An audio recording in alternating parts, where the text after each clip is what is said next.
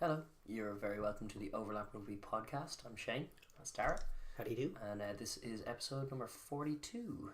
So we're well underway. I'm going to be getting back into the Six Nations, obviously, with the weekend's games to come, but a few bits to take care of ahead of that as well. Also, for any audio listeners or people who just have the phone in their pocket or whatever, apologies if we come across a bit sniffly. We did both catch a bit of a dose this week and are still trying our best to shake it. So, Indeed. yeah, if there's any kind of nasally things, particularly in the second hour of the podcast, then maybe you'll know why. Anyway, Yeah. But yeah, so as I was saying, there's obviously Six Nations stuff we're going to get into in due course, but with the fact being that there was actually Test Rugby at the weekend that many other people might have ignored or completely missed, we're going to delve into the Rugby Europe Championship first and just kind of sum up what happened there, because we did watch a couple of the games as Absolutely, well. absolutely, yeah. So, just the one game I watched. I was watching the Georgia-Spain game, which was the game of the weekend. Very interesting affair. I don't think it was played in Tbilisi. Certainly wasn't played in their usual stadium. It was smaller venue, not a great crowd, and played in just the most monstrous gale. I mean, we think it's bad, it gets bad in the sports grounds or in Galway, and it gets bad maybe in Wellington, but Sandy Park and stuff.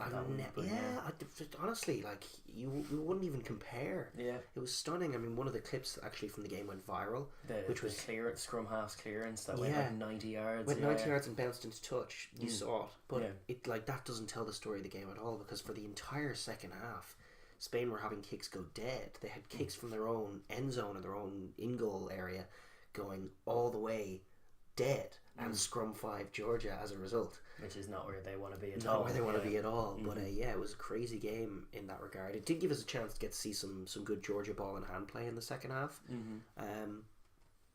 But yeah, overall, a more curious picture. It gave a more curious sort of one-off game kind of picture to it. But Georgia certainly dealt with it a lot better. Yeah, they have the game going at their own pace. They are a team that likes to play with ball in hand anyway, so they didn't overkick it.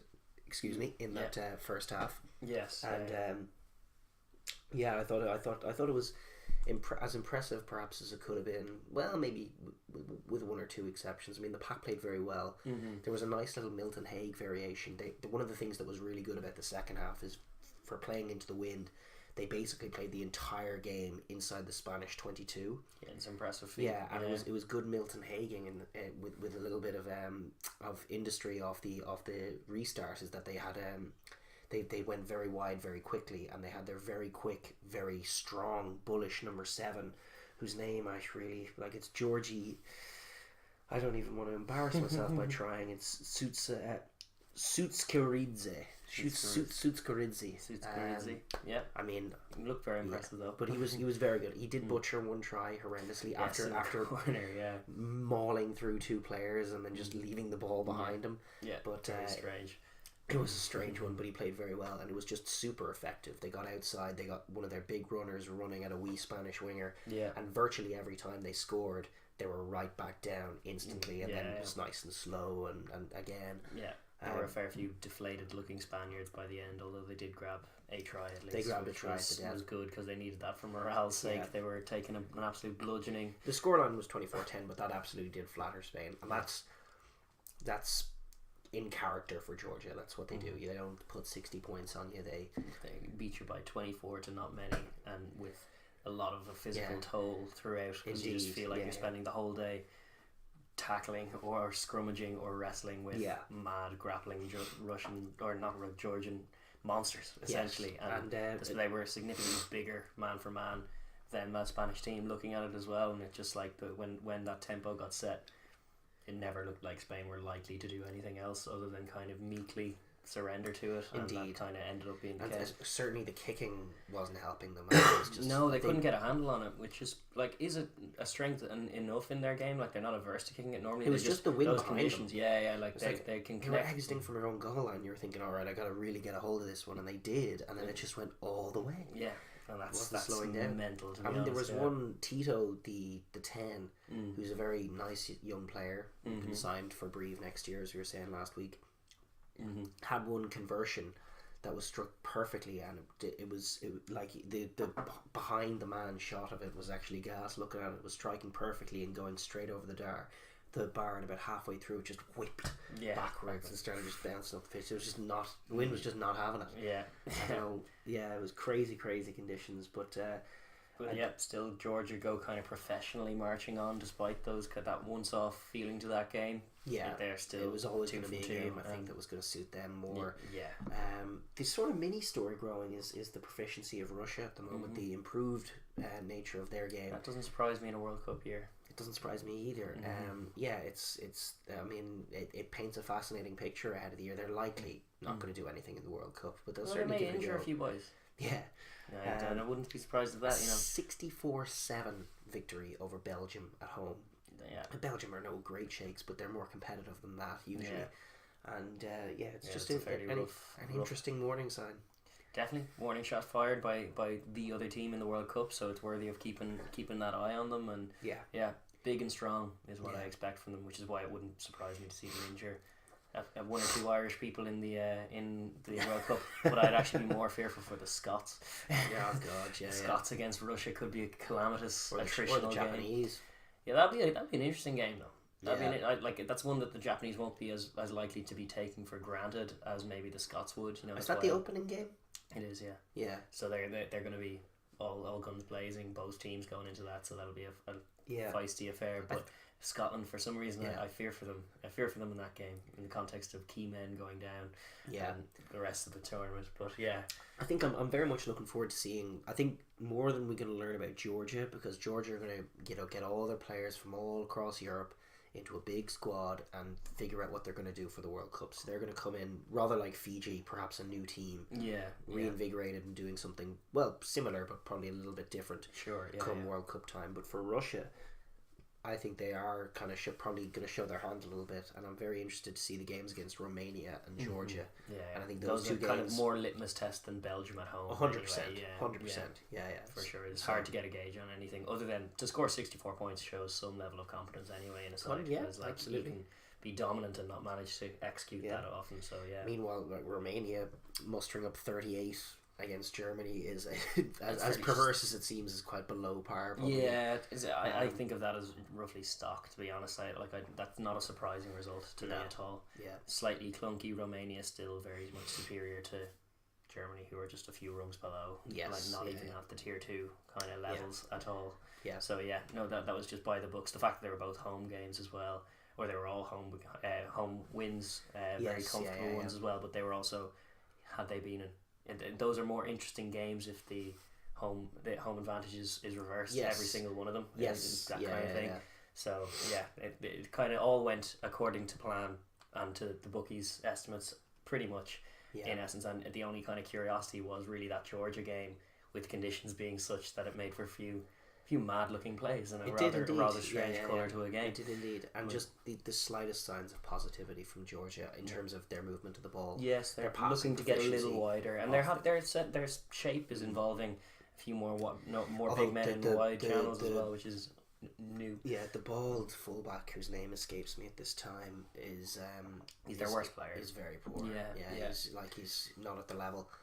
And he's causing them a bit of strife. He's dropping balls. He's getting things wrong. When things are breaking down, it tends to be in and around his areas. And that's a lack of proficiency in that area could really stifle them if a game breaks up like it could against Fiji. Well, that's the thing. Right now it's plan A and plan A only, which is to slow teams down, and they do need to figure out how to do that without the ball and just get a little better with their kicking game. I mean, Lobsanidze and Tito, the out half, I'd be backing them. I'd be back. They're certainly the guys to back. And they know who they are, and those just get better and better. But they need a better kicking game, and they need to be able to slow the game down on defence. But they still don't have a plan B, and they're not going to develop that in 6 months either in terms of their back line. They're not actually there. No. Save a talisman at fullback, Well, they had that, your man, who was quite a good player, but he doesn't seem to be around this year. No. I don't actually. I can't cite his name right now, but he was. What was exciting about him was just purely that access that he gave them to the wide channels, and it's like not that they had anything truly spectacular in the wings, but it was just curious to see them be capable of moving it enough to get it into their hands a little certainly bit. For this level, the idea of getting one of their, and perhaps even at a higher level, the idea of getting one of their bull rushing back rowers, especially a lad as quick as that lad at number 7 at the weekend, that's a good variation, and that's something that they should stick with, because the Spanish winger was deer in headlights. He couldn't tackle him, and the guy was quick as well. So once he bull rushed over the winger, there was just space galore. Virtually every time. Yeah, so it's something that should be explored. More difficult to do against the likes of George North, but true. Still, not impossible. He's been found. He can be isolated on defence if you're being quick and competent with how you're using the ball. It's a good mix. Milton Haig and Graham Roundtree in any coach's box is a good mix. So there's a lot healthy in Georgia, and I'm excited. The attendance was good as well. The crowd looked pretty good. In Georgia, it was okay. It wasn't they've had bigger for sure. It's a game against Spain. It's not Romania, I guess. In Romania, that's where the atmosphere is and when it's in Tbilisi. But I was pretty enjoyed the game, watching it on the second screen buzz, and it was a simple enough win. I was only fascinated by those mad Spanish kicks, and then rather sad looking Spaniards when that couldn't go to plan, and they had the wind and couldn't utilise it, and there was really no hope for them from a long way. Georgia have the whole second half felt like a vice. Georgia have the Indian sign over virtually every team in that tournament. It's been too long, and they've been too dominant. It's just no team seems to go in against them. It's just that similar feel of disbelief. That Khabib and Nurmagomedov hold they get on their opposition, and just keep them there and keep them there and keep them there. And all their plans are just going up in the air. As we always say, they paint a very fun picture. It is. It's an interesting. I just love how they fly in the face of what is gospel over this world of quick rope ball, because they deliberately avoid that and slow it down, and they like duping the ref when he says use it to allow them to get 6 seconds instead of 5 and not get pinged, and it's all just very, very meticulous and slow, and just a very strange way to play the game, but built on a tradition that is years old. And the thing is, before we move on, which we should, but the thing is about them, that's because you think instantly, it's alright doing that at tier 2 level, but you get up and you get physically beaten, then there's nothing to it, and that may end up being the picture. But right now, I'm actually yet to see Georgia, even against Italy or in any of those games that they've played tier 1 opposition. I've never seen them wanting physically. No. It's usually that they get things like the Argentina games from a few years ago, where they just got around them, got quicker. Fiji have done it to them a few times. Japan have done it to them. When the ball when you shift the point of contact and you don't let the ball die, all of those strengths go out. But when Georgia hold the ball, and do against keep it any slow, team, sure, we saw it in the Millennium Stadium against Wales. Albeit they made a raft of changes for that game too, but it was still Wales in the Millennium Stadium for that specific tactic. The group Australia, Wales and Fiji is actually a rather forgiving one. They're not going to be as punished with the exception of maybe Wales. I think Wales could, knowing what to expect, I think Wales could just not be drawn into, because that Wales team were too focused on being a power team anyway when they bring in their after changes, that it was just like they weren't playing a Georgia team the wise way at all and playing them into the game. Whereas like we were crediting Wales with being very versatile, they can choose a multitude of styles that they want to go for, and against Georgia they should be recognising, probably in World Cup time they will be recognising that there's no need to go through these boys. There's no need to try. But we need to go around them. The main point is without the ball. I think all of them like their matchups with the ball. And it'll depend on what Georgia's hustle will be without the ball. But with the ball, when Georgia have the ball, those teams are actually not well positioned to stop them doing what they do. No, not particularly. So it'll be curious, but that's all to come. It is, In the meantime, 2 weeks of the Rugby Europe Championship have happened, and Georgia are sitting pretty where they normally are. There's a bye week now next week, and then we'll move on, and we'll preview those games then again next week that are coming up. But for now, it looks like continue the Georgian domination, which is the way it has been and continues to be. Thoroughly. But we will move on and get on to the Six Nations, which is obviously the big news of the weekend. We have the Six Nations returning for its middle batch of games before another break next week. And I suppose we'll preview each of the games and go in order of the kickoff times is the most sensible way. And the first one, excuse me, but the first one is of the weekend is France v Scotland which is kicking off at 2:15, I think Irish time. That is. That is a bizarre one for me. They never get the early kickoff on Saturday. A home game in France in daylight. I'm going to be interested to see it. I haven't seen the Stade de France in daylight in many a year. They only play at night time. Seemingly, but not against the Scots. They want to see those Scots coming. And they would, because they've been limping. The 1.5-legged Scots left. I don't know. Scotland have absolutely had a rough time of it, and it often seems to be the cause. Like, injuries do happen to every team, and it's always like after 2 rounds in the Six Nations you're going to see some fallen warriors. But poor old Scotland seems to just have so many key men absent or otherwise unavailable, and it's it really, with the most recent one, Finn Russell having to be pulled aside, it brings into question so much of what they're going to do in the 10 jersey, like whether you go with Hastings or you go with Horn. They're fundamentally not Finn, and they're 2 very different players anyway. It's just it changes an awful lot, and I don't know if either of those 2 will have the nous to steer them through. It's definitely like, I had theorized ahead of this, like, the picture has actually been painted for me in the games that Edinburgh played against Montpellier and Toulon, who while very few of those boys are actually French, there is a distinct French style, back in bigness, and I think France will probably go down that route again. They've dropped Camera and brought Larry back in. They've still got a Toria at 7. Very big physical. Yeah, it's all very big. Camera's gone out, and it's all very big.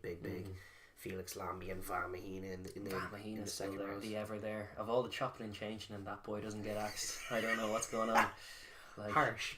Well, it makes like 4 tackles a game. Yeah, no, it's true. It's true. And one crazy intercept.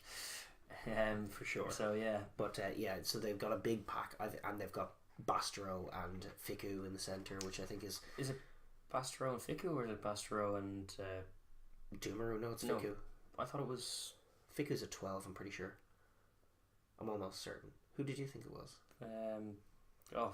Barto Fofana. No. Oh, okay. Screw you, Wesley. Right, we're still on that buzz. It was Wesley's fault. It's everyone from Clermont's fault. Apparently so. Clermont are the problem. That was it. It was we had Clermont in the team before, but now that we have no Clermont, we will win some games. Who knows? I'd probably for me it screams that they're probably going to go down that road. Like, all interesting selections in the back 3, however interesting or uninteresting you find them. Like, is the ball non-omission? Is the ball going to reach those boys? I don't know. With Bastereau and Fickou in there, not passers of the football naturally. And Entimac at another centre at 10. Yeah, centres can play anywhere except in the centre. Except in the centre in France. Yeah, it seems. But for me, it strikes me as a game that they're going to try and bully Scotland. And the picture that was painted, to circle back, was Edinburgh winning those games against teams who tried to bully them. And a lot of those boys, the stars from those days, Willem Nella's back. He's probably going to play. Stuart McAnally is in there. You've got Toulouse might make it the bench. They might go with Johnny Gray, but you've got Toulouse, you've got Gilchrist. You've got something to work with in the back row. I mean, in the absence of Bill Mata, you'll have Josh Strauss doing his best to be Bill Mata. But like, there's definitely bulk there, and there's definitely a little bit of experience and muscle memory of standing up to those challenges. And the French team aren't going to be any particularly more strong or tough than those teams were. No, so for physical, but I do remember the last time they were in Paris and they didn't play their own game and tried to be too physical, too narrow, too early, and lost a lot of those exchanges, and then it devolved into an error-strewn affair that they lost. Scotland, this is, and it just could happen again, but that is a pre-Richard Cockrell era, and I think that what this is a test both for Gregor Townsend, but also a test of sort of the credentials, I think, of the Edinburgh boys, because Finn Russell's gone, Hugh Jones is gone, Stuart Hogg is gone. And Finn Russell I know isn't Glasgow anymore, but basically that's the heart of Glasgow. That was all that team, and that's Gregor Townsend's team that he built and the way that they play. And however much they talk about their systems not being changed by the absence of those boys, their systems are fundamentally changed with the absence of those boys. And coming in to replace them. It's a shame that there isn't a working Scottish option from Edinburgh at the moment at out half. Yeah. So they have Pete Horn and Hastings. I don't know who they'll go with, but Edinburgh have a style wherein they don't actually lean on their out half too much. Yeah. But in terms of replacing Hugh Jones, I don't hate the idea of putting Johnston from Edinburgh straight in there, and Kinghorn should play fullback. Yeah. So I mean, there's going to be that Edinburgh soul and identity to the team instead of their Glaswegian one. And Edinburgh are fundamentally not as loose, but are proficient and professional and are still dogged. Which is the way to beat this France team as well, because that's all the things this French team are not. Yeah. And it's what you're going to try and do is stay in touch during their frenetic, crazy periods. Kick your threes diligently and hopefully close out the game while France are floundering in the final quarter. Yeah, because that's been the blueprint to success for all teams playing France of all calibers from all tiers. You can generally do that to them. It's what Italy will be hoping for in a few weeks' time. But in the meantime, a somewhat depleted Scotland team, somewhat deflated after their performance, their outing against Ireland. It wasn't just the loss; it was kind of the manner of the performance. I'd say. Yeah, I would agree. Very, very unlike them, unbecoming. I also think whatever about the injuries and everything else, I actually think they need this. They definitely do. Yeah. I think away from home. Well, it's like away from home is still the big, massive question mark over this squad. That's always leveled by any. And no, it's always a stipulation, a little caveat attached to any of their big achievements, as well as being a challenge laid down to them, and they just haven't answered it. It's also like it's they'll have Wales and England left after this week. They could go loss and be in wooden spoon territory. Yeah. Or they could beat Wales and get stuffed by England, and even still, there's just no progression in that. And while it's a bit harsh to judge them with these injuries, but the way that their World Cup is shaping up, it's almost like they're like Townsend's time. I know that he's probably not going to go after the World Cup, but it's just drifting away from them. Yeah, and there's an opportunity in what Edinburgh are doing to take Scotland to another level. Have them not plateau, but build another layer on what is a very fine new identity established. That we're still in. But that's loads of years in credit in terms of the bank. That they can lose as far as I'm concerned, they can lose a lot of games badly while they're bringing that colour to the tournament, but they shouldn't want to. No, they shouldn't. They want to be adding that little hard-nosed, finding different ways to win, because that's what's going to be key for them in going away to home places like Paris and pulling off the win. On weekends like this, it's absolutely like if they go and play the same way with Pete Horn at 10 or Hastings at 10, and throw loose passes with guys who aren't actually. Because that's not actually their game. Like this has to be a win that's made in Edinburgh, and I'm that's the challenge. I'm excited to see it, and as you say, one of the strengths is going to be if it gets to whatever, like what we were saying last week. If it gets to 16-all at 60 minutes against France, you just back the other team, no matter who they are. It's going to be likely to be them, because what are France going to do other than fold? We've no evidence other than that. Yeah. So from France's perspective, I mean, it's a curious one. It sends it back in youth, very much back in Toulouse. You got Ramos in there, Maynard covering on the bench. Yeah. Don't like Anthony Bellew back on the bench. I don't know what he brings. The dropping of Camille Lopez is the real strange one. He criticised the coach, I guess, but like he's how could you not? We've criticised the coach too. Mind you, we're not playing for France, although we may get the call at this rate because it's mental. Cammy's a great player, but then we were also highlighting the fact that he's more of a kicking 10, and they weren't allowing him to do any of that either. So it was just I don't know, it was mental anyway. Like I do think he's their best option as a 10, but what do I know? Because it'll just change next week anyway. Yeah, like Ntamack will have a slightly poor game, and then Ntamack, for my money, hasn't shown himself to be a 10 ever. I don't know what kicking game he has. He's actually been outshone in a Toulouse jersey by his centre partner Gattoon, who can't get a look in the squad. But it's a curious one, as I say. But with Ntamack, with the sort of midfield section of Ntamack and Fickou and Bastereau, like the chances that ball getting into the wide channel at all are quite slim. You'd like to see Ramos move into the 10 channel quite a bit. Second distributor. If you'd like to see some shape to them where Ntamack is pulling back to Ramos, because then they're two pacey guys if they're both playmaking, and you can bypass the centres that way. The problem is that they're just like in the opening week the centres were, who were they, Fofana and who was with Fofana on the opening week? Entomac, wasn't it? Yes. Entomac and Fofana. That was it, yeah. And it was all about, moving loose to the wide channels and flooding the wide channels with boys. And they've picked a centre partnership who fundamentally I don't think can do that. Yeah. So they're going to change the game that they're playing. They've changed a load of the personnel. They're going to change the style of rugby. They're going to change the pace at which they play, probably. And it's 6 months from a World Cup and all of this has happened in a few weeks. Yeah. It's just crazy how Brunel has built nothing in his time there. He hasn't built any trust, any systems, any confidence, and a squad that just, there isn't even a squad. It's just a bunch of French players each week with Garado and Van Mehina. Yes. Walking seemingly undroppable. Yeah. And Turia. Turia's been the ever there. This year. Not this last year, Yeah.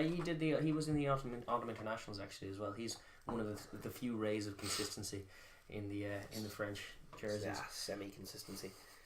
Yeah. No, I don't know what to say about it. I kind of my leaning now is currently against Scotland. I said that pre-Six Nations thinking France couldn't be that bad. Then I was thinking in the last 2 weeks that there's no way France could win it.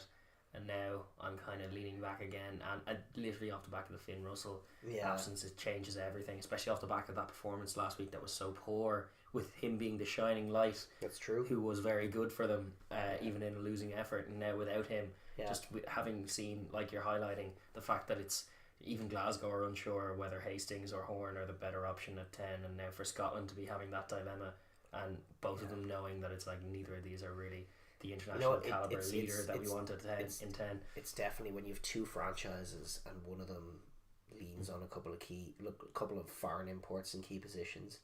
It really does stretch it thin when you lose your first choice. And that's it's just kind of highlighting. It's only 2 clubs they have. It's not 4 like we have in Ireland. And Edinburgh are relatively recently joining the party as far as actually filtering up to the international system. So it's it's unfortunate that it's not their year this year, but it's also we're seeing signs of just why they need a bit more depth. But it's been a good test for their depth this year with the injuries racking up as they are. So that can only be a positive thing going forward. It's just whether it'll happen in time for this World Cup, you can't really know. Probably not. The draw doesn't suit them anyway this year. It's almost a write-off for me. Almost. But yeah, a good challenge for some of these boys. They need to go over and, like you say, put a different kind of stamp on this game, different kind of pace to it, and try and outmanage. Because the halfback battle is going to be interesting. Like, as much as we're talking about, Horn has more experience than Entomac at 10 as well. So it's and Laidlaw is savvy enough to be going toe to toe with DuPont. That's a good battle as well. Yeah. Listen, I think I do back Scotland to win. I agree with what you're saying, and I think it will be fall down on Messi. And the question is, whether France's home advantage will tell and Scotland's away form. But I just think when the game gets messy, and I think this is a prediction of mine. I think we're already seeing it, and I think we're going to see more of it.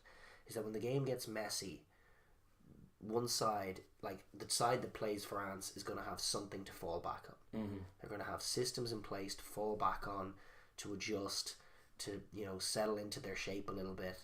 Where France have nothing. When things go wrong, they have nothing to fall back on, and they're just week after week after week they're getting punished for it. Yeah. And I would say that unless France blow them away, I would say that it's more likely that Scotland actually see it at home. Just the way I've been looking at France in the last times, it's more likely that Scotland do than France. But that said, predictions are a minefield anyway. Yeah, it's true. You never know what the picture's going to be. Those first 20, or is it going to be a flash of brilliance from France followed by floundering 60 minutes of holding on?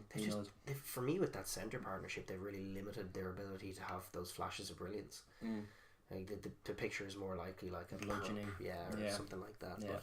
But I think some open spells of madness followed by a drop, followed by a scrum. Le drop will be just drop balls everywhere. Maybe that's what I suspect, and I suspect a slightly disjointed Scotland providing something similar as well, and probably quite a scrappy affair. And that's where I just kind of historically back France to somehow get the better of that. But then looking at them this year and the year just gone by, they always lose the tight ones as well. So it's certainly hope for grabs, and Scotland have to be targeting it as a salvation in their season to be able to just get that scalp away from home. No, it doesn't matter about France's quality or lack thereof in terms of qualifying the win. They just need to get the win first and worry about that after, because they need some tangible evidence that supports the fact that they can go away from home and win, because they haven't shown that either. As consistent as France have been. Their next away game after this one is going to be Twickenham, which whatever better way for them, they just never perform in Twickenham seemingly, let alone win. Yeah. So they should be siding this game for a win, and the Twickenham game they should be siding to try and perform at least, like play their game or close to, rather than play England's game that they want for it, which seems to happen all the time when they travel there. Yeah. They just get suckered in. And the last time it was actually England just targeted. I think it was Hugh Jones' worst game in a Scottish jersey. Exposed a lot of. Well, it's a lot of the reasons why you can't honestly say Hugh Jones is one of the top centres in the world while those question marks hang, because he's just defensively doesn't make enough plays. And certainly, like as good as he can be, his jersey is very much, it's not secure. No, it's if not. Somebody in his absence now steps up and puts in a great game, which is why you'd be tempted to go with Chris Harris or your man Sam Johnson. Sam Johnson, who scored a couple of tries. Why not Johnson and Johnston? Let's get some of that bubble bath delight going in the back line. Yeah, it would be excellent. I think that's the call. Alliterative and all. It would be perfect for commentators. Yeah, Johnson and Johnston. That's for me. That's the call I would love to see. Like, I thought it was really harsh to see Johnston from Edinburgh omitted from the squad initially. Yeah, and I'm excited that he's in there now. You were saying he's grabbed a couple of tries. Yeah, he did. That's I'm delighted to see it, and that's a silver lining for the injuries. Because their centres have always been a source of weakness, and now this season in Scotland, in a question mark over depth, we are seeing more and more centres popping up for them, who are certainly maybe not of the top level they'd want to be at for international rugby, but they're all putting their hands up and they're all in the mix, and that's just better signs, positive for a country that size. Absolutely. So we're both rooting for Scotland. In the name of rugby, I want France to have a wooden spoon this year, because all things deserve it. For me, they probably deserve it in terms of the coaching acumen they've been displaying. But they're getting it wrong everywhere at the moment. But that said, they do have the talent. Like, I would be amazed. I'm truly amazed if they pulled off another World Cup miracle. Yeah. But there is talent there to do things. But I just think systems have evolved to the point that, and that's the point. Is when the game breaks down, when what you're doing fails, you need something to come back to. Who's going to control it? Is it going to be the 19-year-old Entamac from 10? A position he hasn't played before. Yeah, guiding them to victory in a tough game. I just get angry when I think about it. And then none of it measures up by the standard of proof required in the Irish rugby setup, where it just takes too long for even a guy like Frawley for Leinster, who's shown some promise this season. We're not throwing him into a Six Nations game for another few years. No, he has to cut his teeth all the way along and get involved. Yeah, I don't necessarily hate it in principle, but we're certainly not picking him at 13 in a test jersey, and saying no. I talked to him during the week. He actually prefers 13. He has always enjoyed, like at schoolboys, he liked playing that. He's a really good 13 in tip rugby as well. So I don't know, it's as mental as that. It's very hard to make head nor tail of what goes on or what comes out of that French camp. And that's the other thing, is that as much as they can be galvanised for certain games, I mean, how the question that lingers around France, and I think we should move on, but because we're circling around here, but the question that lingers with France is just how easy it can be to shoot whatever confidence they've bigged themselves up on the day of the match. Yeah. And that can be 10 minutes into a game or 5 minutes into a game. When one thing goes wrong. Yeah, and it just all starts to feel very familiar for them, and they're a team that is used to losing. Yeah. And that is a very difficult thing to break in any context. Ask Conor O'Shea about it. I think there's a distinction with difference there, but it's like in terms of the dressing room. To be fair to Italy, actually, they beat teams they're better than and lose to teams they're worse than. Yeah, that's not quite the same thing as the mentality. France. Yeah. But better and worse are just concepts when it comes to France. Yes, just indeed. I don't know. It's going to be our day or it's not going to be our day, and it's that sensation in the dressing room 2 hours before kickoff. They'll decide whether they'll play or not. I don't know. It's definitely going to be a fun one, but it's a shame about the Stars. We'll circle back and talk about them a little later. But certainly an enjoyable game. Nice little curtain raiser for the middle section of the Six Nations. Indeed, yeah. But we'll move on to the big one of the weekend.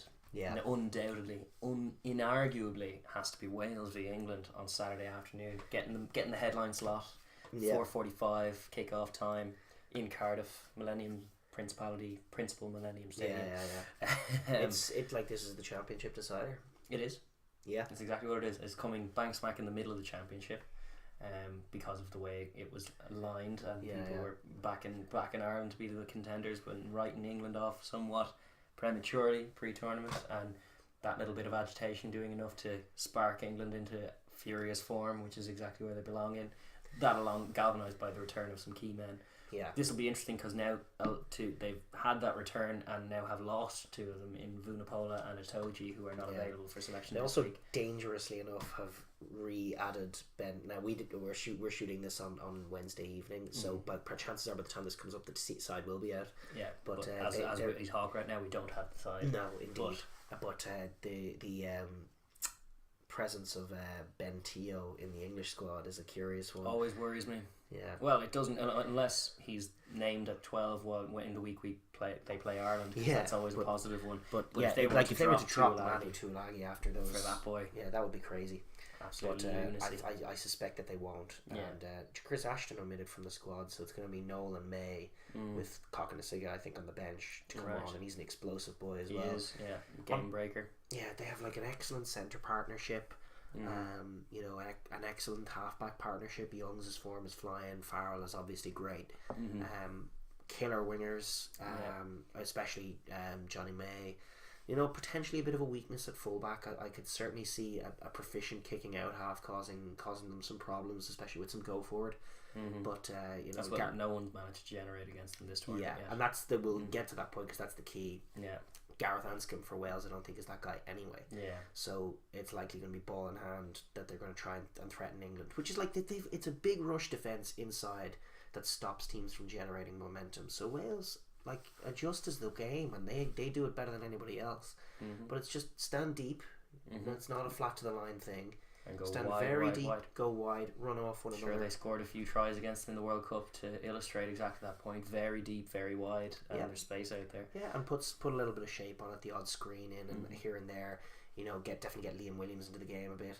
Get Jay Davis on the front foot. Those are the pictures you want. England's defending at centre still has question marks over it. I still like as good as Slade is with his kicking game and go forward. I don't think he's a top class defender in the 13 channel. I certainly think there's weaknesses there that a big grey scrum capped machine might be readily able to exploit. It's true. So to his outside shoulder. The big hope is that Wales ask questions of what England are doing right now. I want Wales's back row to pose some problems for them at breakdown. The defensive breakdown of Wales needs to be harrying and combative and just make it awkward for Youngs and therefore Farrell by extension. And that would kind of make the game more competitive. I think we'll see something like that. I think this will actually be quite a low scoring affair that it usually is, because I think they might balance each other out for large periods of the game with that kind of stifling play from either ones. I suspect Farrell and Youngs to be kind of targeting some of those Welsh wingers with some kicks. Like England have been kicking an unprecedented amount of ball here anyway, and may want to expose some of that push defence. They'll probably push Josh Adams, I'd say, will be on the left wing. They'll probably push him back deep a bit and have two in the backfield. Yeah. I expect Wales to be ready for that at least. I don't I expect certainly shouldn't be caught catching them as surprise. It would be it's still Farrell's execution can mean that even if you're not surprised by it, it's very effective. I would say when you have it most purchase is when the game is broken up. Maybe off turnover or off a line break. That's when you'll see them implement it. There's still question marks though about how that backfield coverage works without Halfpenny there and with Liam Williams especially there. Because Liam Williams doesn't cover quite as much space in the backfield. Just seemingly doesn't have that kind of reading of the game down. And also, the wingers do have a tendency to get a little bit detached. The pendulum can break a few times with wingers pushing up prematurely and getting isolated. So that'll be something to be looking forward for. And that along with they'll be doing that, but two-way kind of street. They want to play Johnny May into it, attacking kicks across to wingers pushed up. They're finding a lot of space and a lot of tries therefore for Johnny May so far in the tournament that way. George North certainly is the most proficient at defending that. And that's a very curious matchup. Yeah. For me, a lot of it hinges as it has done. Like England have looked flawless in the opening two rounds because they've won physically. Every they've been smart in how they've moved the ball, even in those tight areas. Excuse me, but they haven't been stopped. And So that's what we need to see from Wales. Like you say, there is going to be that harrying. I think that's going to be there anyway. You know, if you have Tipperick and Alwyn Jones in your team, you're always going to get a bit of niggle, a bit of slower ball than you otherwise would have with those guys up against you. But the real question is, what does the rest of the Welsh pack look like? Because we've seen Wales of Gatland in the Gatland era on numerous occasions come up against big marauding sides, often in Ireland jerseys, and chop the legs off them. Just come out galvanised, sing your magnificent anthem magnificently and loudly, and then just from minute one, like England did in Dublin, just grabbing the bull by the horns, getting out of the line, chop tackle. Billy V can't get the ball away because he doesn't have time. He's down he's straight away like a tree. Yes, indeed. And those are the kinds of winning conditions that you would need to see from Wales. It's going to take more than just the exceptional play of Tipperick and Alwyn Jones. And I'm also hopeful that they do continue to play on the elite level, vary the game, attack well. Like, I'm okay with a low scoring game if it is that sort of counter attacking balance. It's just a theory of mine that one of the pictures of the worst years for the Northern Hemisphere are always that the Six Nations is decided between England and Wales, and it's always a terrible game. You know, that happens. A terrible game that's beloved by all Northern Hemisphere people who watch it because of intensity and defensive magnificence. But it's like, it's not defensive magnificence if 3 phases in the ball was dropped. And offensive incompetence as well. It's just not noticing opportunities, not exploiting holes and weaknesses. Like, you want to see them playing at a top level, and just routinely you see these boys have a lot. I like, there's an unspoken thing where these two teams just really do have a willingness and over eagerness to run into each other, and really do want to smash the other one back very desperately, often at the expense of space. And so a lot of these games can be quite slow and quite physical. Definitely, like some of the collisions are immense, and that's gonna flatter to deceive as far as the quality of rugby on show, because you can't fool yourself into thinking that should you play this way religiously against any team that you're going to get all these results all the time. But I still suspect this game will go that way for large periods, because they're going to try and run over each other. I just think that England are probably smarter than that this year. Maybe I'm giving them too much credit, but they strike me as much smarter in the way they're going out. Well, like, I just think with Farrell being the fulcrum at 10, that could be the thing that changes that. Because in the years gone by, when he wasn't the key playmaker, they've either been too reliant on being narrow and trying to smash over, or the opposite, flashing it like wide very quickly without any kind of bludgeoning going through the centre, and not really earning any right to go anywhere because it's all very telegraphed and Faz isn't dictating it. Whereas now, this little more assured halfback combination, you'd hope, like, they'll allow the forwards to do their work, try and allow Billy V to create some momentum in the fringes, but it's the second it's there, Farrell will be looking to call the play, dictate exactly what's going on, and try and get it to where the space is. Be that through a kick, be that through a pass, be that whatever, but going to try and target and score tries. And that's what they've been doing so far. They've been gaining the front the whole time, which is what the challenge Wales have to do. The first challenge they have to do is to just stop them getting that front foot. Just to ask them the question of, what do you do then? Because we don't know that about this particular England team as of this tournament right now, because it just hasn't happened yet. This could be the game for it too. And should it happen, that's when it becomes a question of these halfbacks and what can they do? Can they steer this ship in any other way? And also, can Wales ask questions of that still as yet unproven centre partnership? Although it looks good on paper and looks good on the pitch so far, but when tested defensively, can they if Wales can generate and then plays? If Wales can generate a bit of front foot ball, they can't be afraid to offload. Is one of the things for Wales. They can't just afford to get tight, because they're not actually as strong as the English guys. Like Corey Hill is no George Cruz when it comes to strength, and those matchups are all over the park. Ross Moriarty, Nathan Hughes. Ross Moriarty, Billy Vunipola. Oh yeah, Nathan Hughes isn't starting, is he? No. It'll probably be Brad Shields, or Wilson, Curry, and Billy Vunipola. Yeah, he couldn't drop Curry anyway. No Brad Shields, probably not. He'll probably be on the bench. Right. Or maybe it'll be Nathan Hughes on the bench. Brad Shields has fallen out of favour, hasn't he? Yeah. It's almost as if he was only alright. It's like, listen, these are good fixes, genuinely good fixes that you're seeing from England all over the place. And like, if it's a false dawn, Wales will be a good team to exploit it. but it doesn't really look like a false dawn. It looks like a good team. It looks like very a proper well. England team, to be honest. And, they like. It's something that we've always known is that everyone's always known is that is there. The All Blacks know there's a good team. There's a good English team out there in the world, and it's always slightly amusing to see them get it wrong for so long. But you always get the sense it's fleeting. It's not the same as with France, where it seems like they're free falling. But England are kind of getting a few things wrong last year, but directly fixing them. There were cogent measures done. The holes that are to be found defensively are certainly out wide. Tuolagi's and actually Slade is at 13, so Slade is not like a leader of a defensive line. No. Tuolagi's instincts are to go wide. Elliot Daly as a fullback defender I don't think is the most proficient. Even Johnny May, who I really rate, isn't like he's very good under a high ball, he's very good in space, but he's not necessarily an elite level defender. No, it's not his. So that's where you attack. You have the 13 channel and outside it. I'm sure if you can flood those channels and do a bit of interesting things over there. It all starts with quick work ball, though, which I think comes from a bit of offloading game and a bit of smarts and a bit of shape in what you're doing up front, just to slow the rush and stall the rush and then get a bit of space and go. I think it's a fascinating matchup. I'm leaning towards England at the moment. Just think they're probably a better team, but probably winning is a habit, and Wales are at home. I'm kind of half suspecting Wales will do it. Yeah, but that's flitting with every passing minute. I do think I wrote it down there, but I get the sense that this is a game that's going to be decided by an error.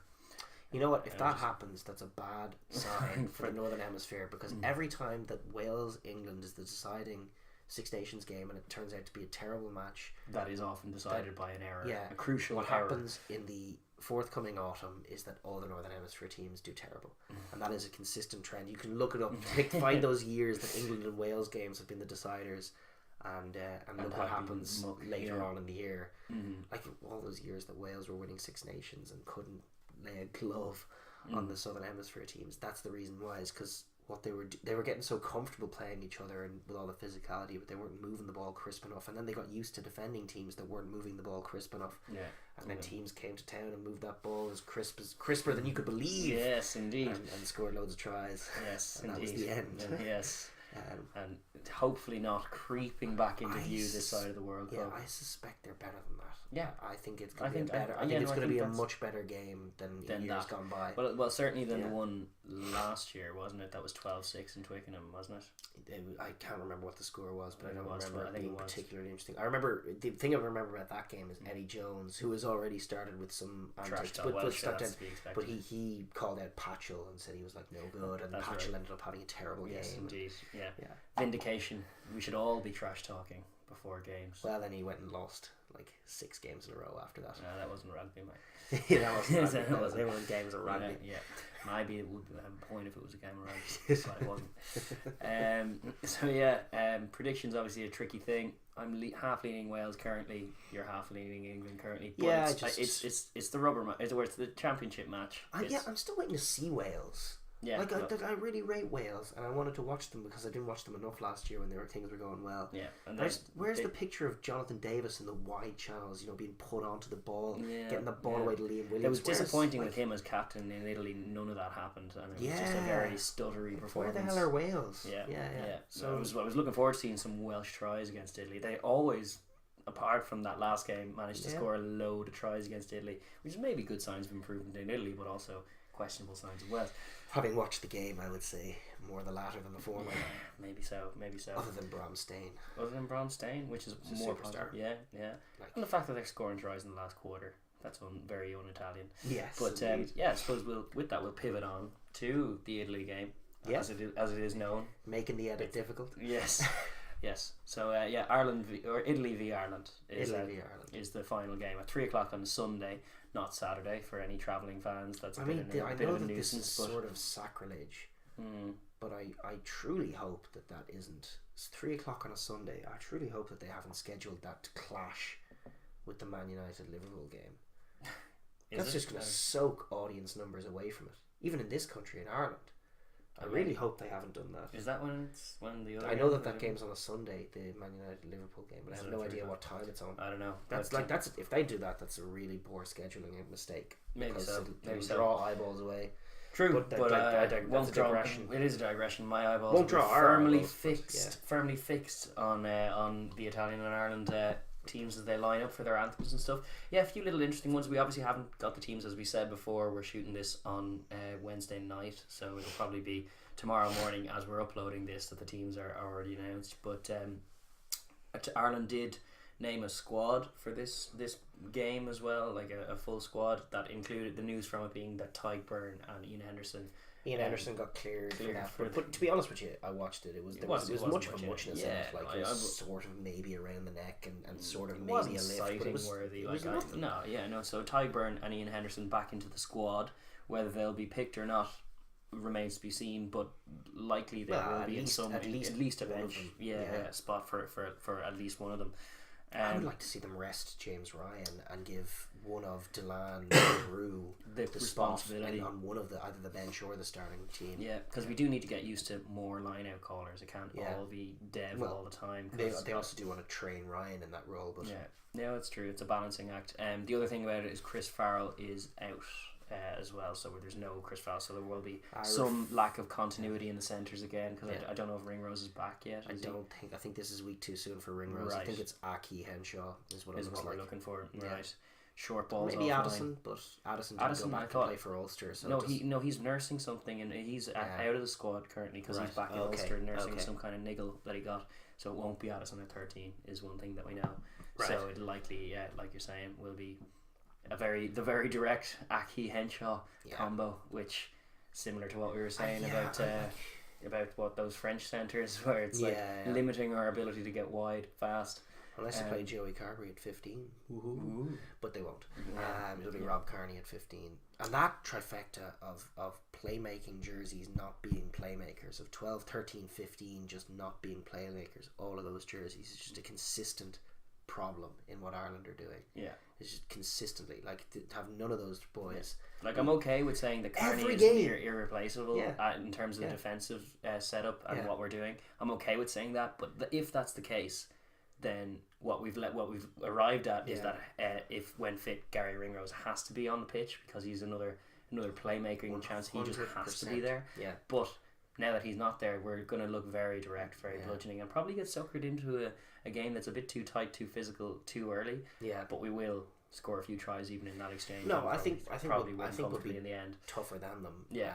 That's the bottom line, and that they're actually getting a little more proficient out wide, but their tackling is their first front of tackling is still not good enough. That's even true around the fringes. Like they just ship Ireland will pressure them and ask more questions of them in that area than most other teams, because Ireland are just more willing to go through phase after phase and make them make tackles, and that'll be enough for the Italian line to break and the try to be scored.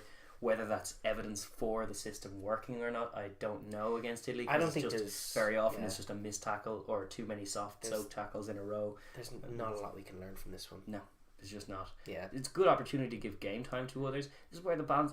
Interesting debates have been going on this. Whether it's like, should you start Sexton in the interest of minutes for the games to come, or like in the context of the World Cup, is it better to give a run out to Ross Byrne or someone like that? There's no point in playing Ross Byrne, and this is just being frank. It's not a full test match. Yeah, we learned nothing about Jordan Larmour's competency at fullback from him tearing up Italy from that position. Yeah, nothing. It was a worthless cap in terms of giving him minutes at fullback. It just didn't teach us anything about it. It's true. Other than we know the boy is twinkle toes and he can score tries, and it was a fun day out for him. Yeah, and this is another one of those games. I think you give Sexton the game, you give him minutes, you have it be more or less the full team. Maybe one or two guys rotated out.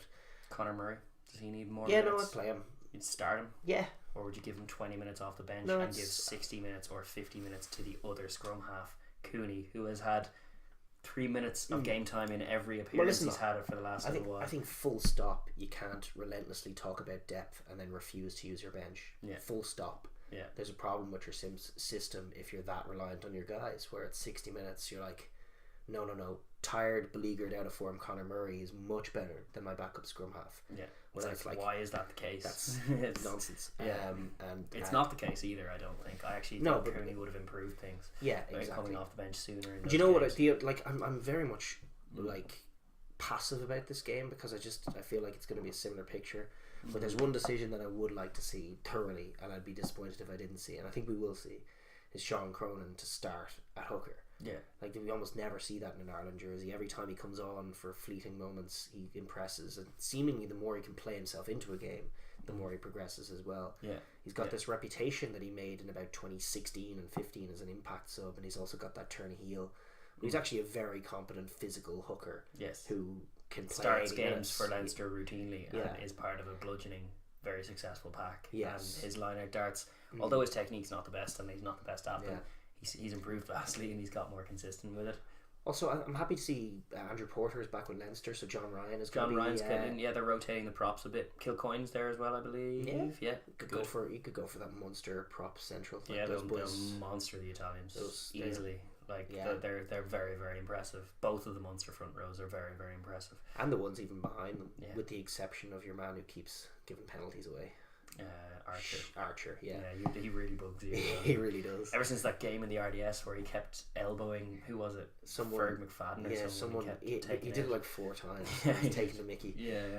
Off high ball kicks, dropping the little shoulder in but there. Joe Schmidt recognised that too, and he isn't near the squad. But John Ryan is an absolute beautiful tight head. He's like a proper traditional tight head, but also perfect modern one because he's super professional, and he's actually quite fit for all of his fundamentals, man. He's a fundamentals man. I love him. Yeah, which is kind of what you need in a third offset, choice.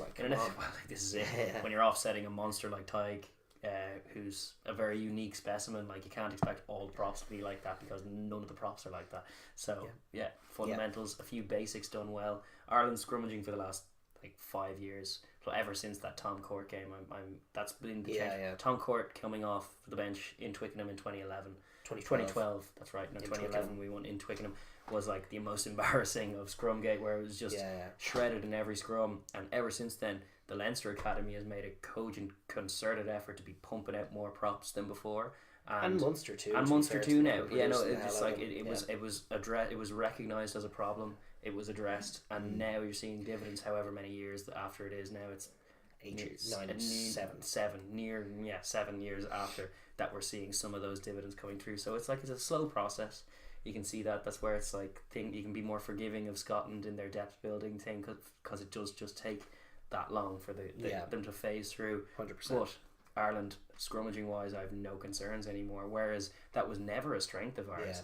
And there's heroes in green of years gone by. People like that front row of the Bull Hayes, John the Bull Hayes, and Marcus Horan and Jerry Flannery, who were very dynamic, good. Well, Horan and Flannery, very dynamic, good ball carriers, good line out operators. Horan was actually very proficient at the defensive breakdown. He had poaches in him for sure. But the one thing none of them could do was scrummage to the elite level at all, and they just routinely got monstered by packs, England packs, France packs, New Zealand packs, any packs from anywhere. It was always parity was all we could ever aspire for, and the few days we got it, we looked very good and won those games. Whereas now that's a complete sea change. It's a weapon for them. And in games like this, if our systems are a bit staggered, if we're a little bit inaccurate in our shape, we can lean back on the set piece as a way to just get the job done efficiently. And I would say this game is no different because we are a few degrees. There are a fair few degrees of separation in terms of caliber in that area. It's good to see John Ryan in there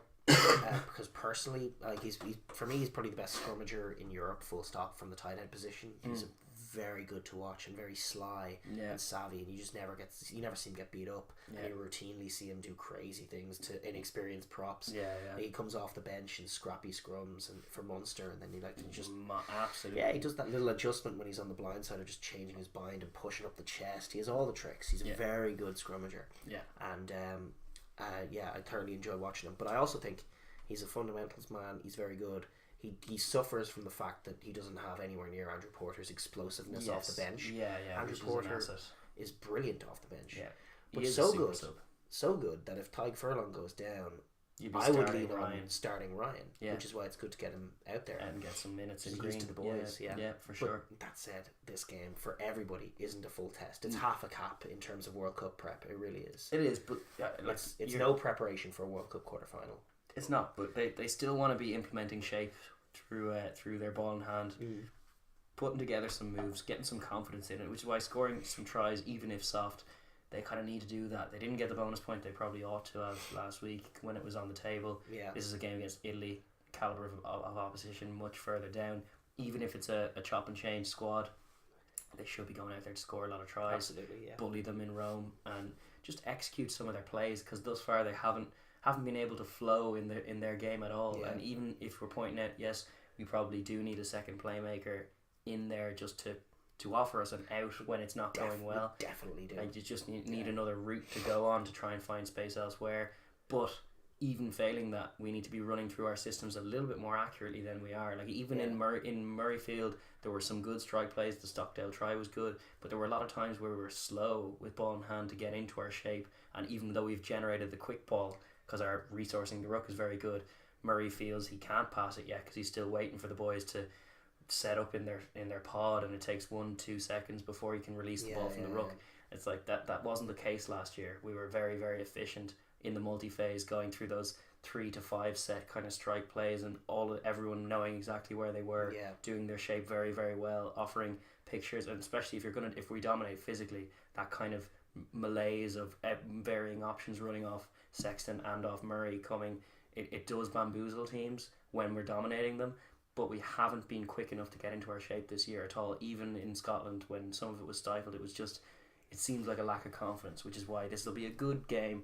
However, like the standard is dropped in terms of the standard of opposition. Yeah. It'd be a good one to just get some of that right, and that'll definitely be a focus for them. You feel is just like just do what we've been doing better than we've been doing this year, because we haven't shown, just for our own sake. The dilemma is that I think what England exposed is that, and that's listed. I think that's Joe. I think what you're articulating there is essentially Joe's thoughts on the matter. Mm-hmm.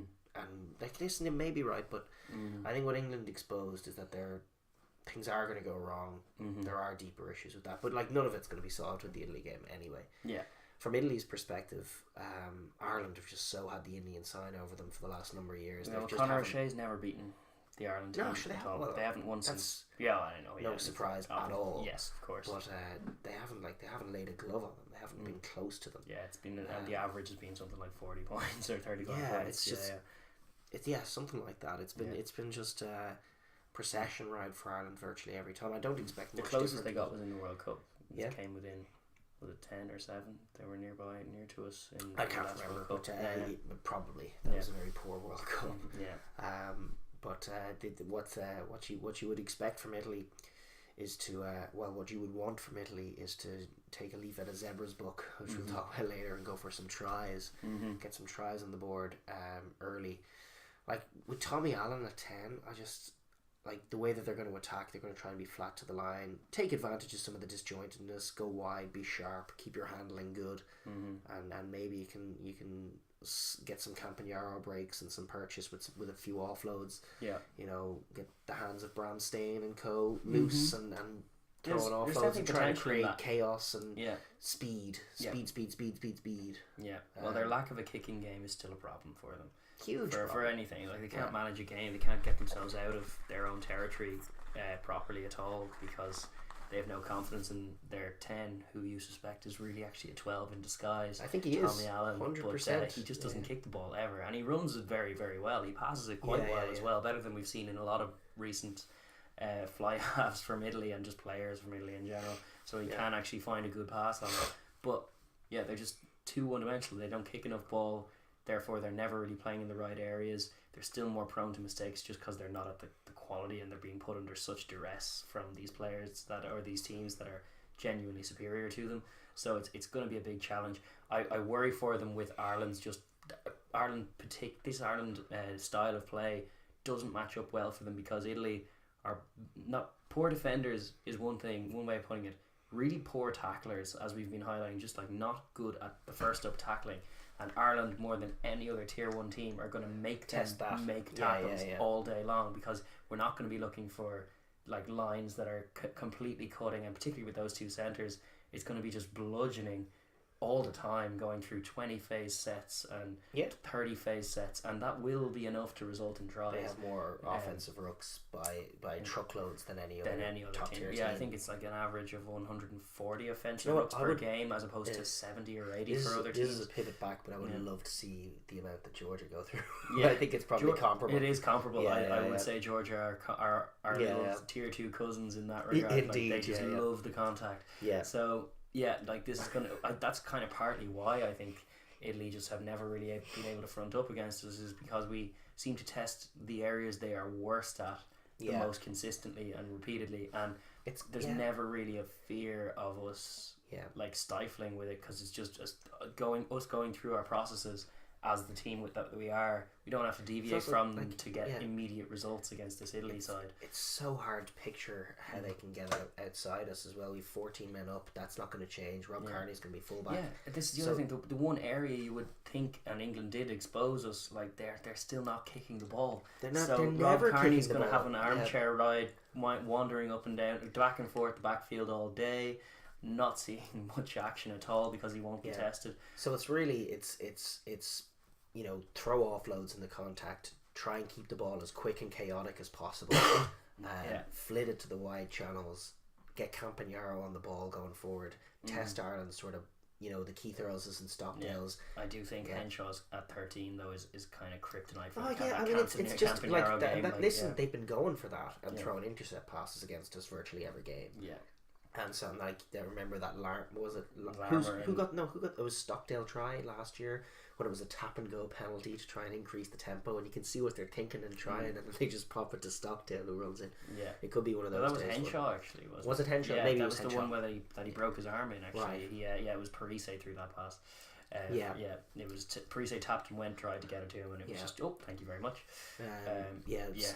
So it's an interesting one. Other than another Herculean effort from Bram Stain, I can't see them causing many problems. Like they're going to be. Like, I heard a good interview with Conor O'Shea on Off the Ball during the week. That was good. He's talking about like he's minding a lot of their mindset a lot of the time as a coach, as well as like obviously cultivating it's a big job that he's on, and it's a big plan that he's going for. But with this team, he's really trying to look for energy levels and effort being the same and being consistent. He's proud of the fact that they're still performing at the end of games, even when they're out of them. They're still looking for tries. They're still actually their fitness has improved. He's citing Treviso a lot in terms of his talk about how they should be performing, just purely because Treviso are the only ones that have experience winning now. And he wants to get that in, wants to bleed that in through some of the players. That's partly why players like Carlo Canna, who you've been calling are probably being omitted in favour of the two Treviso boys this year because he wants more. It's costing them dear with their kicking game currently, yes. But like the idea, obviously, is to have Zebre have a better season next year and Treviso to repeat their form and like build slowly but surely. Filter through some of these under 20s who have done really well as well. And I think he's doing a great job in literally every area except the actual tactics and rugby playing of the top team. In term and I actually agree that it's a long-standing. A lot of people are saying it, but if you could move him to director of rugby and have a coach come in, it probably would make a lot of sense, because right now I think they are genuinely getting things wrong, and just for a side like that not to have a kicking game is crazy. And you think, well, it's just like in this game it probably leaves them very wanting, but like maybe not. Like I'd love to see. A huge part of the problem was that Tibaldi went down. I'm not sure if he's back or not. If he's back, he can kick. Changes, he is a kicker. So I mean, just changes their exit, changes everything. Yeah, but that needs to be appreciated by them. And like, I mean, we'll get into the Pro 14 in a little while, but Carlo Canna was perfectly lovely against Leinster. He was like Johnny Sexton. He was getting some of those delayed balls. Like he's a perfectly fine 10. And as much as you want to build the Treviso culture, you do well to get your best actual 10 on the field at 10, and that's who, in my view, Canna is. Not to say that he would be a miracle worker. He makes mistakes. He's still, not a guy who would be in a tier 1 team. No, he's still an Italian club level 10. Which is where he's at. But that's the pool you're picking from. So, Yeah, no, it's a good argument. The salient point is that kicking one as well, and the other being that they should be going for 4 tries, gunning for 4 tries. Even every time they kick off, gunning for 4 tries. Yeah, I'd love to see them set them all well. I mean, I know they're big men. Yeah. One of the areas where they might have a bit of purchase is in the defensive line out.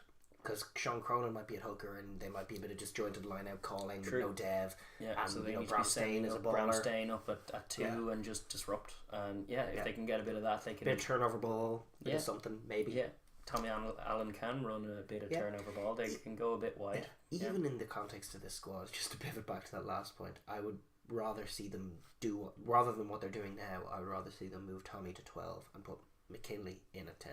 Yeah. But I actually think Canna's a little better than McKinley. But that would be comparable. Like McKinley does kick even when he comes on, they kick it a bit more. That's even the 4% of plays they're kicking is when McKinley comes on toward the end of the game. Yeah, it's mental. But you're probably right, because there's nothing really happening in the 12 jersey. Campagnaro is a shining light ball in hand for them, so he does need to be there at 13. However defensively frail he is thus far. Yeah. They don't have a defensive stalwart to put in there though. It's not like it's not like they're leaving Brad Barrett at home. No, they don't actually have that to pick from. So it's true. So you make the most of the tools you have. And to be honest, I have seen sufficient signs of improvement in performance over the last year and year and a bit in the main side. It's just they're in a tournament against teams that are constantly improving in World Cup cycles, that are their goals are such that they're set on looking at the All Blacks. Most teams are looking at the All Blacks as the example, and then meanwhile Italy have had to put out a load of fires that have been there for years, and Conor Shea's done a good job of cleaning that house, but his rate of progression isn't the same as the other teams at the top level. His grassroots is like a third of the town of Parma and Treviso, the town of Treviso. Like that's what he's working with. It's a very small pool. It's a very, very small pool. It's amazing they are where they are. Yeah. And from that pool. So with in mind, we'll pivot back to just a broad point on the game. Expect realistically a bonus point win for Ireland. Is all that Ireland can take from this, with a mind, even half a mind towards still being in contention for the tournament. If Wales win, you never know. It could be thrown back in the mix again, but they need a bonus point win from this, and they pretty much need to would max probably out still need Scotland to win in Twickenham, even if that is the case. And that's a big ask, but so that's probably not going to happen. In terms of regaining confidence, for there to be a tangible difference in confidence for either side, I would say you would need Italy to be within 10 points to get any real confidence out of it. Maybe 10-15, depending on how the game goes. Well, if they're within 2 points at 60 minutes and then it blows out, there's some stuff to take from that game. From Ireland's perspective, for me, it would really have to be 60 plus kind of thing. That's honestly, because otherwise they'll just be like, oh, same old, we beat Italy, but we're still in this. Like, in terms of their mindset, it would have to be something, all black impressive for them truly to get a feel that they're back in the groove. I mean, it's that's why it's such almost a frustrating game for them at this point of the season. They've had their week's break. They're going to have this game. They're going to have another week's break, and it's just a lot of time to stew on what have been some very unconvincing top level performances. For the first time in a whole year. Strange one. But I suppose we'll pivot on, because that's all we really have to say about Ireland, Italy. Come on, Ireland. Come on, Ireland, and I suspect they will. Yeah, absolutely. There was just we did our Six Nations coverage there, and we probably didn't touch enough on what is the big news in terms of the Six Nations this week, which is that Dan Biggar went off injured last week playing for Northampton, and he's the first man to go down. Probably gone. That's the first man to go down. Yeah, then Finn Russell went off after being very deliberately roughed up by Toulouse. Toulouse hilarious in that, resting all their French players, calling back their Italian player, roughing up the Scottish player on the other team. And it was a patriotic performance. It was, and it really went. It was a very good day for them, and their plays and their tactics. They're a very funny team. I think they're a gas colour, but that is very cynical stuff. But it's not where the heart of the problem lies. It's not in Toulouse. No, it's not. It's it. But so Finn Russell's gone. Sergio Parise, as we said, gone. Stade Francais injury, head knock. Now you could pivot on from those two, because Finn Russell's, I think all three of them actually were head knocks. So you could pivot on and have the conversation about concussion, which obviously needs to be had and has had a lot. But I just think the broader conversation that we need to have, and we've had it a bit, but probably not enough since we've come back in this podcast, is that quietly in the background, there's a fundamental battle being waged on the values and the quality of the game, and I think it's been waged probably primarily by a selection of the owners in the top tours and the Premiership in England. Yeah. Listen, the point is, like, it's all profit motivated for these guys, right? They're trying to wage a business, and even in that cynical context, which is like bad in and of itself, because the game is more than that and has its values and everything else, which we all know profit motives aren't in and of themselves a good thing. But even in that context, what they're doing is terrible. Yeah. They're undermining and weakening the test arena and the international game at every turn. Yeah. And the calling back, because it's not an international window when they're not playing, the only solution to this is for World Rugby, the governing body of the sport, to say, actually, fuck it. It is a international window for the whole Six Nations. Yeah. And screw you. Yeah. Which is what they do for the World Cup, to their credit. Yeah. It's like, no, this is the World Cup. Back off. Yeah.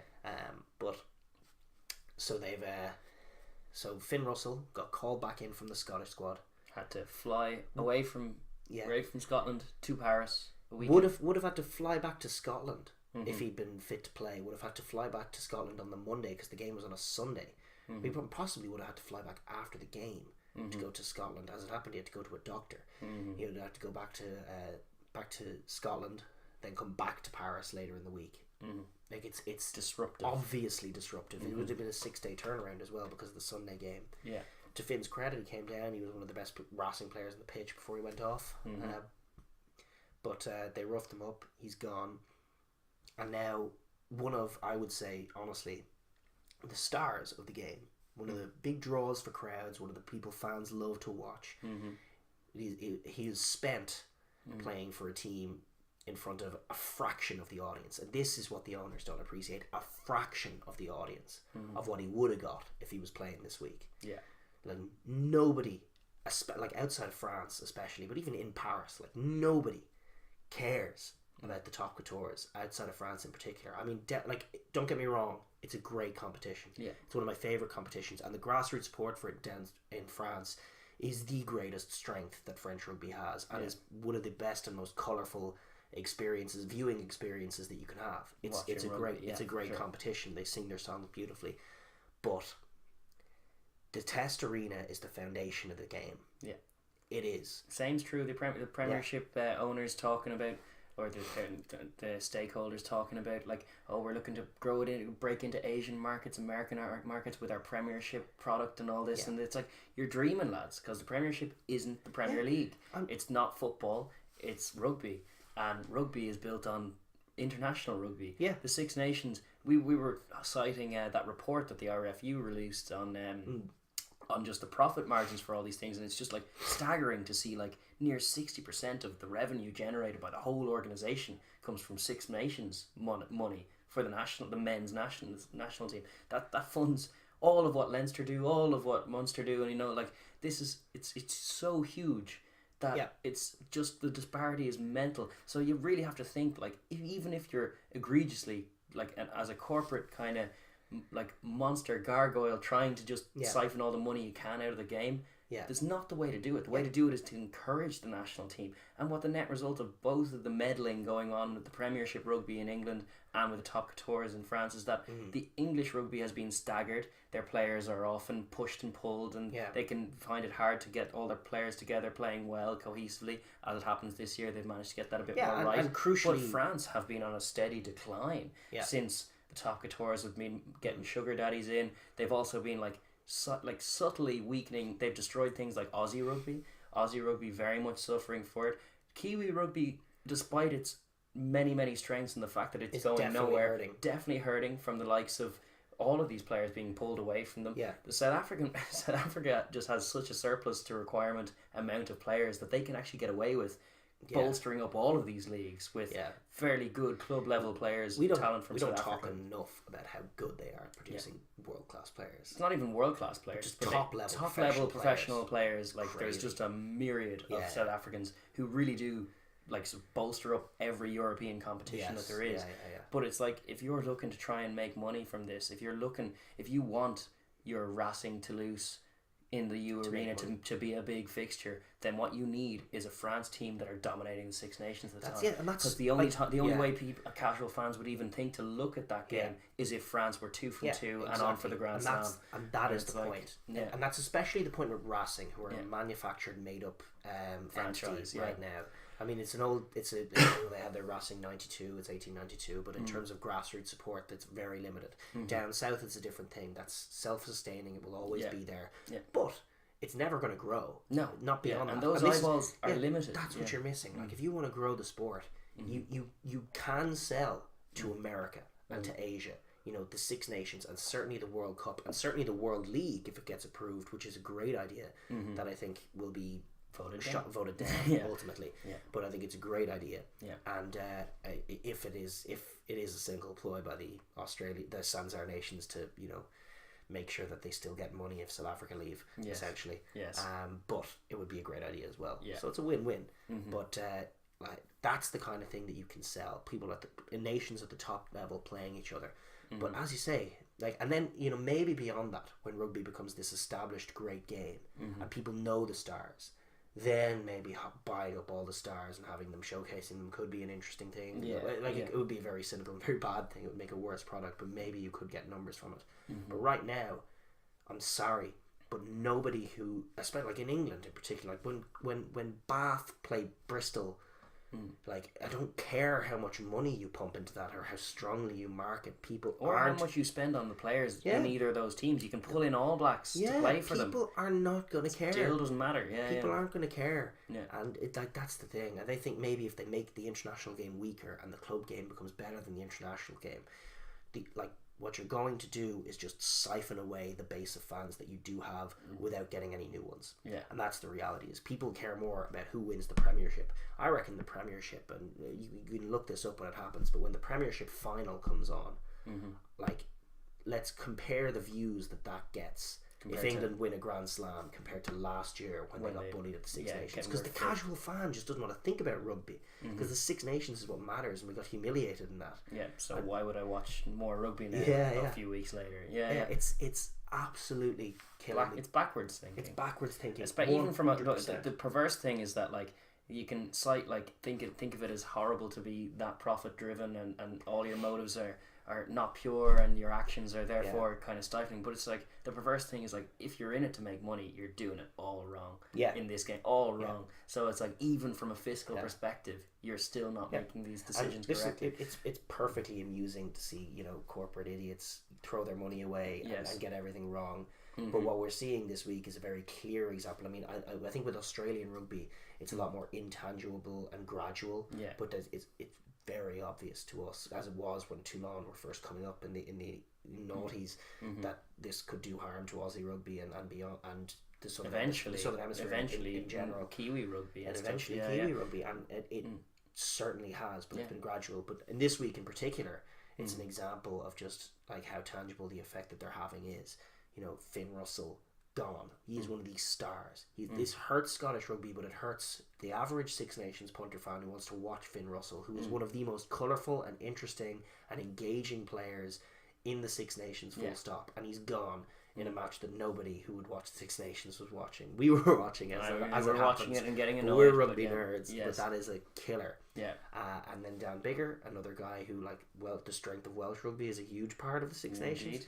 He probably would have played this week, would have made for a more interesting game.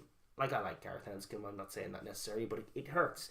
And Sergio Parise is another very bankable star. Indeed. And Italian money is a small but very real part of what makes the Six Nations tick. And it's baffling, it's hurting, it's doing damage to the game, and certainly needs to be called out and addressed. And I think the way to address it, short term at least, from World Rugby, is to make the Six Nations at least a window where international doesn't matter what the contract says, doesn't matter any of this, what clubs, you're private, whatever, Six Nations, if you're getting the call up for your national squad, that's where you're going. Yep. You are released from and club all duty. that we need is the unions to vote for it. The RFU and the FFR. The LNR wouldn't get a say. No, but the FFR hate the top coutures and everything to do with it. But it's true. But the other thing, because we'll pivot on to make another point with it, because it's like, as well as being that irresponsible, it's also affecting on things like values in the game. 100%. As you're looking at some of the behaviour from some of these clubs and some of the owners therein. Yeah. Without naming names, Bujalal. No, I'm naming. I'm going for two clubs in particular, and one of them is a little more speculative, and certainly we can't prove anything. Yeah. I guess we'll start with that one. It's Montpellier. Yeah. And just the thing that like irks me is obviously they've got this World Cup coming up. They can do nothing about Fiji assembling their squad and taking a couple of their players away. South Africa will do the same. Happens. That's it. Your season's going to start and you're not going to have your international boys. So sorry, but Fiji's got a World Cup. This matters more to the game. This is the showcase of the game. So for the start of your season, Nemani Nadolo, Timothy Nagusa, they're going to be going with Fiji, training with Fiji. Oh, I'm sorry. They've retired from Test rugby in the same week to world-class wingers. Nemani Nadolo certainly in the conversation for one of the best wingers in the world, certainly. Yeah. Retired from Test rugby in a World Cup year. Because pressure. I don't know. I guess the only reason we're bringing it up is to say that's bizarre. Yeah. And that's absolutely bizarre that two of those boys in the same week from Montpellier in a World Cup year would give up their chance of representing their country that they really care about. Yeah. And now they're going to just play for Montpellier during the World Cup. I mean, that is a killer, isn't it? That is an absolute killer. Absolute bullshit. It shouldn't be allowed. It's what's pushed me over the edge in terms of, no, I don't like Montpellier. I was half thinking, I'm really harsh on Toulon for all of their exploits, and when I look at Montpellier, I just don't feel the same ire, partly because Nadolo's there, but other reasons as well. I'm just going they seem to have a traditional club. They've at least been in the top coutures for ages. I don't begrudge them as much, but I can't deny that they've been at the same behaviour, hoovering up stars, not really building too much for it. And now with this kind of act, you're just thinking, these guys, no.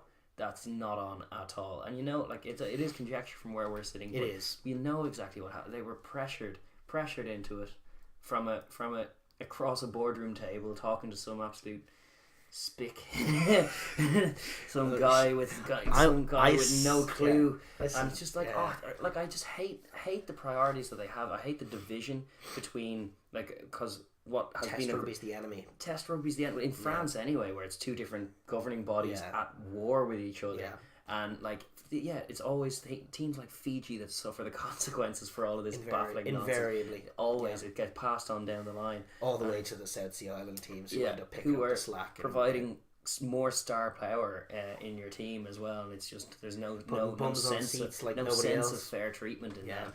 But that's the kind of baffling news that really does grind my gears when you hear it. And listen, I would add the addendum of there's no necessary evidence that happened, but it's crazy. It's I wasn't going to go all out, but it's suspicious. It's certainly suspicious. It's definitely it's very, very disappointing from a fan of Test rugby. A fan of rugby. Any fan of rugby. Nemani Nadolo belongs at the World Cup with Fiji. Scoring tries against Australia. You're not going to make the top coutures bigger than the World Cup ever.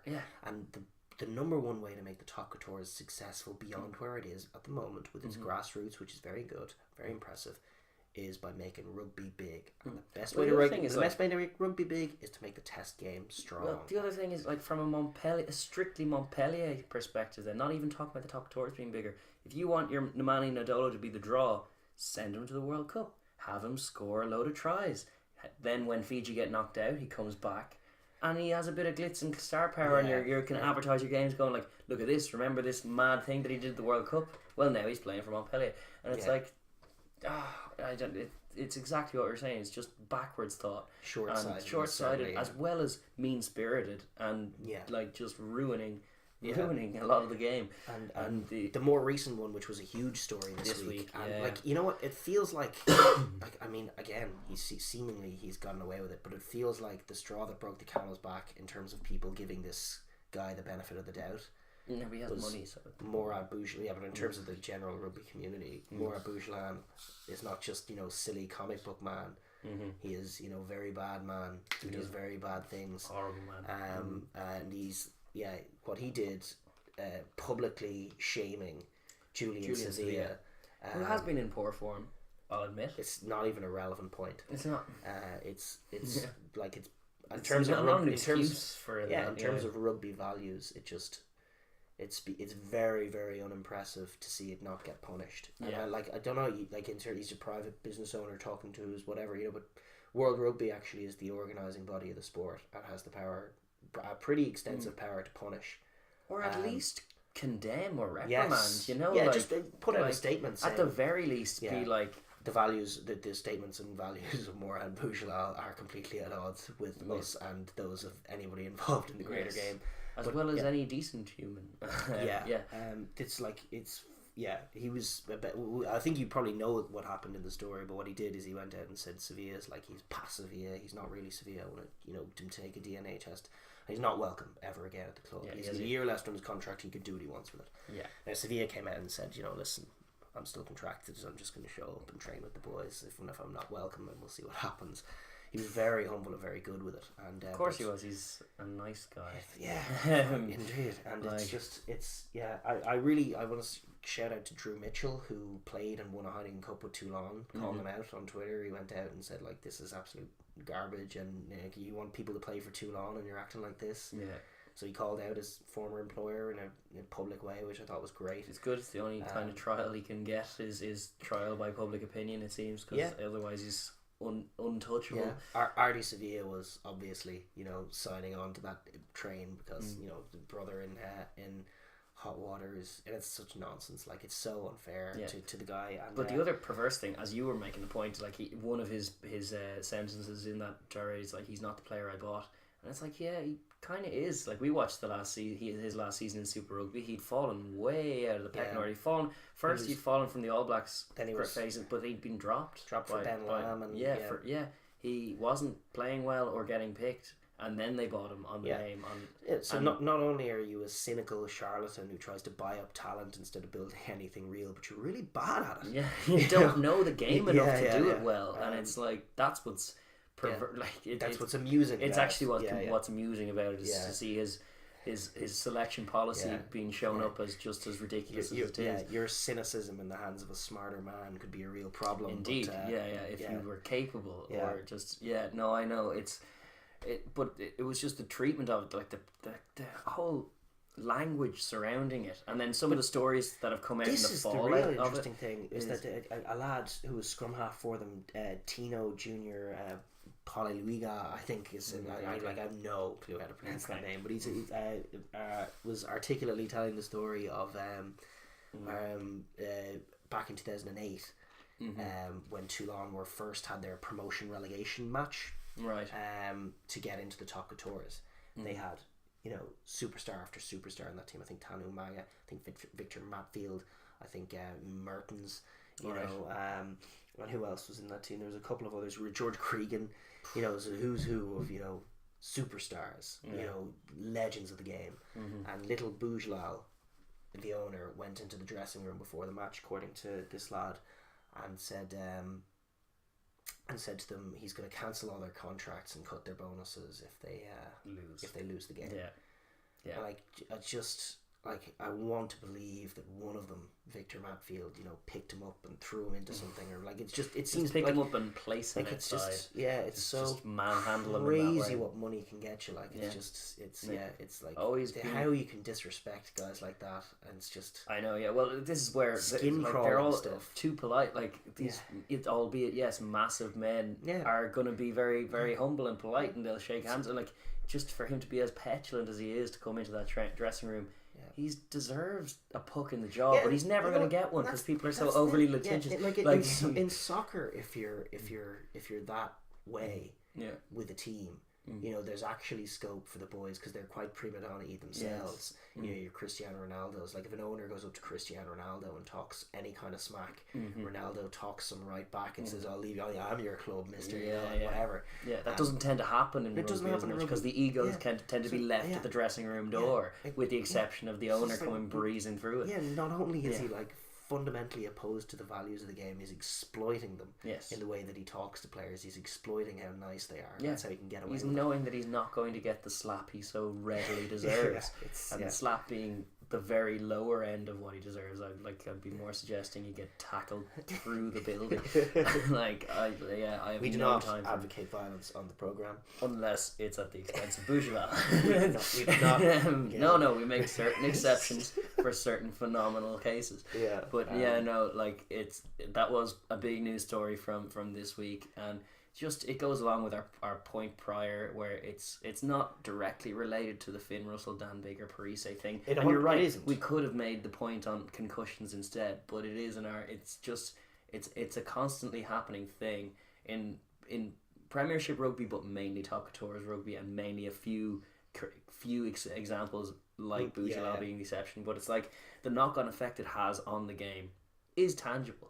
And it is happening, and it's happening at the international level. So it's like we were making the point that it's not the right thing for them to be doing, but it is weakening the Aussie national team are weakened for all of this, and it's not just them doing that. There's obviously a dwindling interest over there. Not just the Aussie national team, the more than the Aussie national team. Like you can draft Drew Mitchell and Matt Giddo in to save things, but the quality of their Super Rugby sides has dwindled significantly. Yeah, since fallen off a cliff. Since top couture has been hoovering up all the players. Like there's broader reasons for that within Australia, but certainly and South Africa as well. But certainly with the resources that they do have, to have any of them swept up by the French league is catastrophic as is, and to have so many of them as they had, it left them thoroughly depleted. Indeed. And with teams then who are just not performing to any kind of real professional level, and it's just then bums leave seats and eyeballs leave screens, and the problem gets worse and worse and worse, and you can probably trace it back to the top couture clubs and Boujala originally coming up with this sugar daddy genius kind idea of template which there's no way he's made money from this. 3 made Champions money Cups no he's bought 3 trophies. But I think he hasn't gotten a return on his investment. No, I doubt it. I don't have the figures to hand, but I really do doubt it, because how could he have had a return on that level of investment? The first team that they won the Pining Cup with, that they were quoted as having, they had World Cup winners from 4 different nations in their squad, and it's like, what is that? What is that?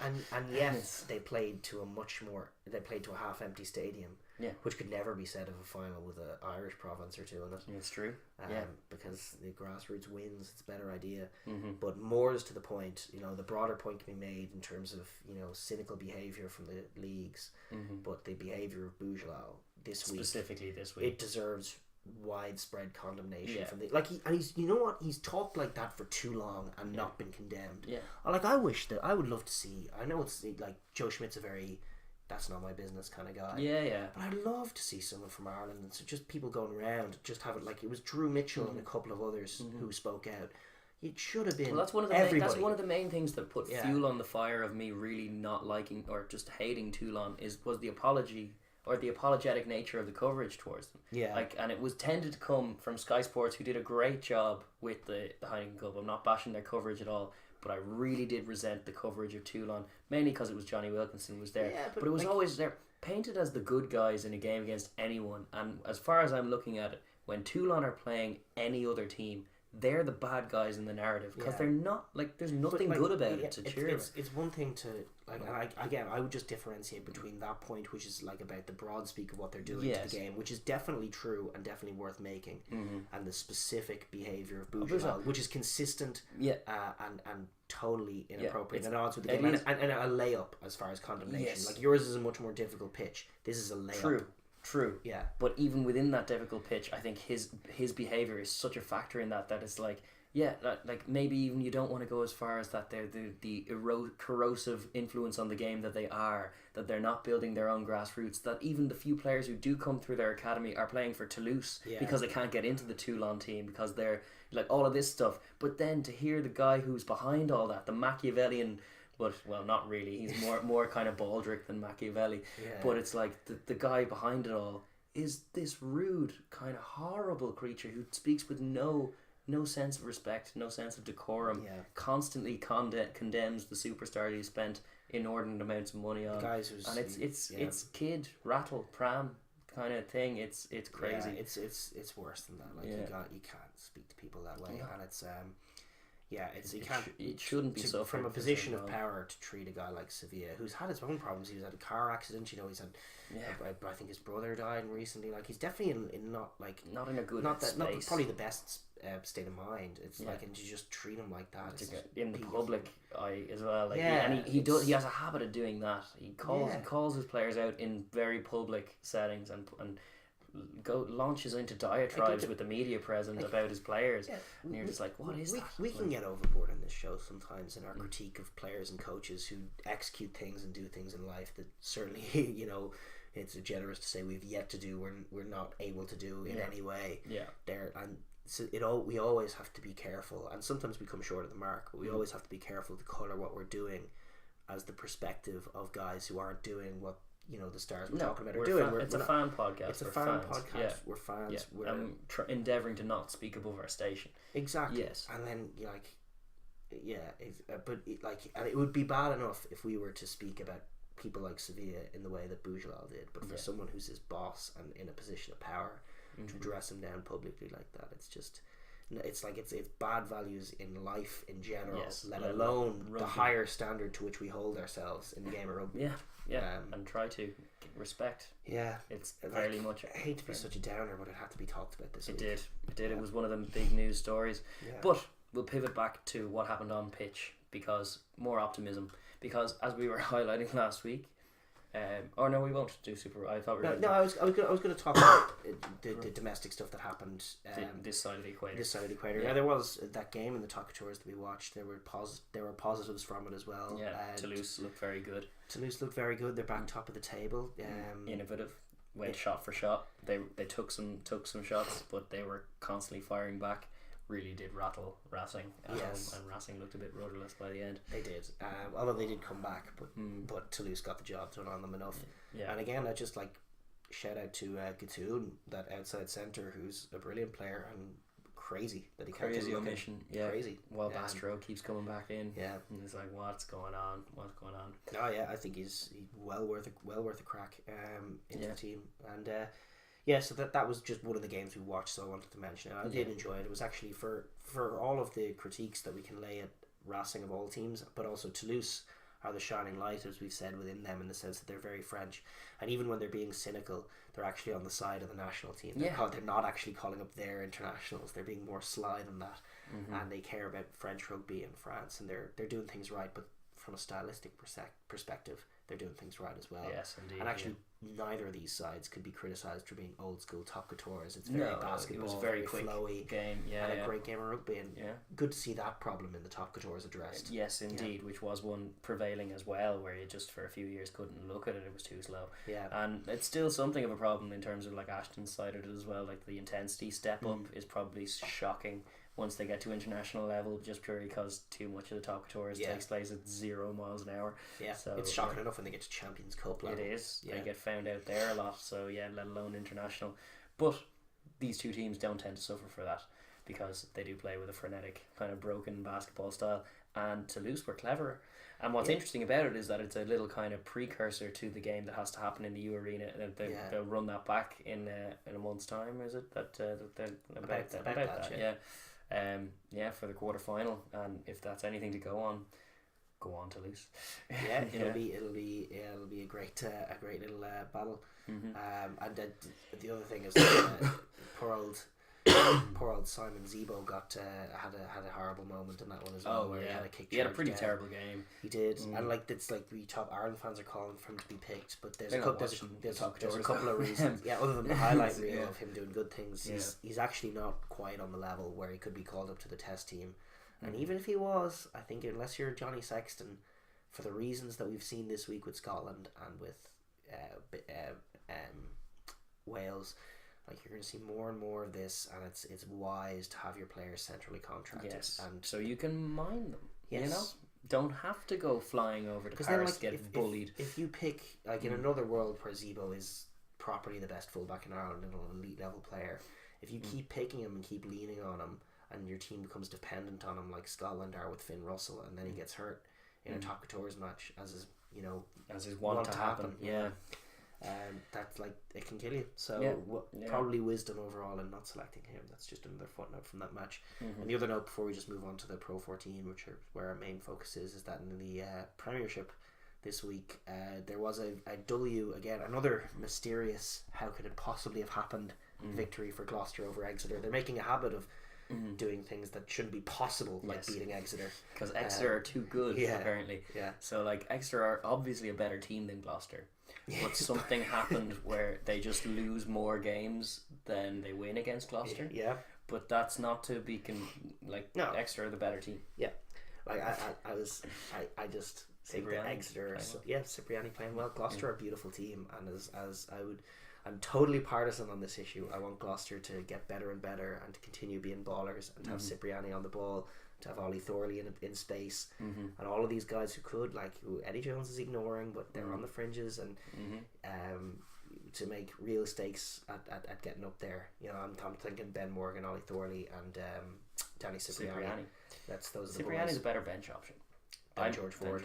Probably change the game a bit if things go wrong. More than Farrell to 12, which is the only thing to do when you have Ford on the bench. But he's not a great international level 12. That's what I'll say.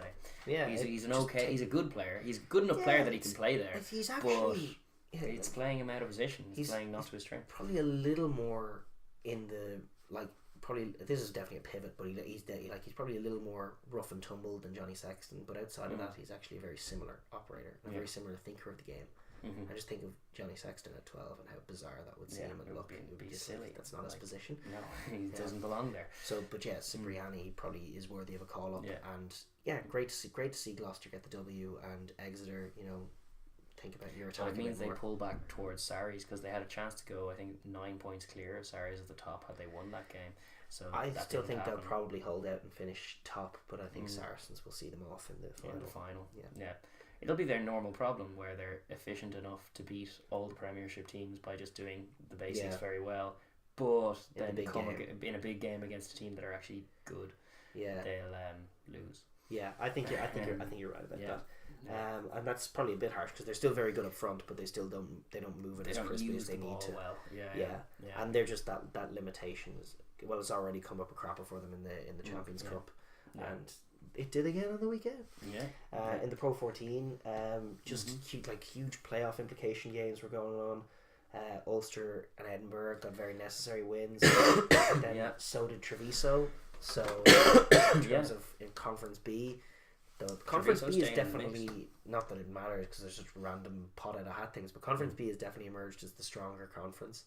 And with Ulster, Scarlets and Treviso in the mix. Ulster, Treviso and Edinburgh in the mix. It really does put Scarlets in an awkward position. And with Ospreys and Cardiff both losing as well, and then Dragons are nowhere at the races, there's a chance. It's probably not going to happen, but there's a chance that no Welsh teams even qualify for Europe next year. What a world that would be. Yeah. Be strange just because they've never delivered anything in Europe.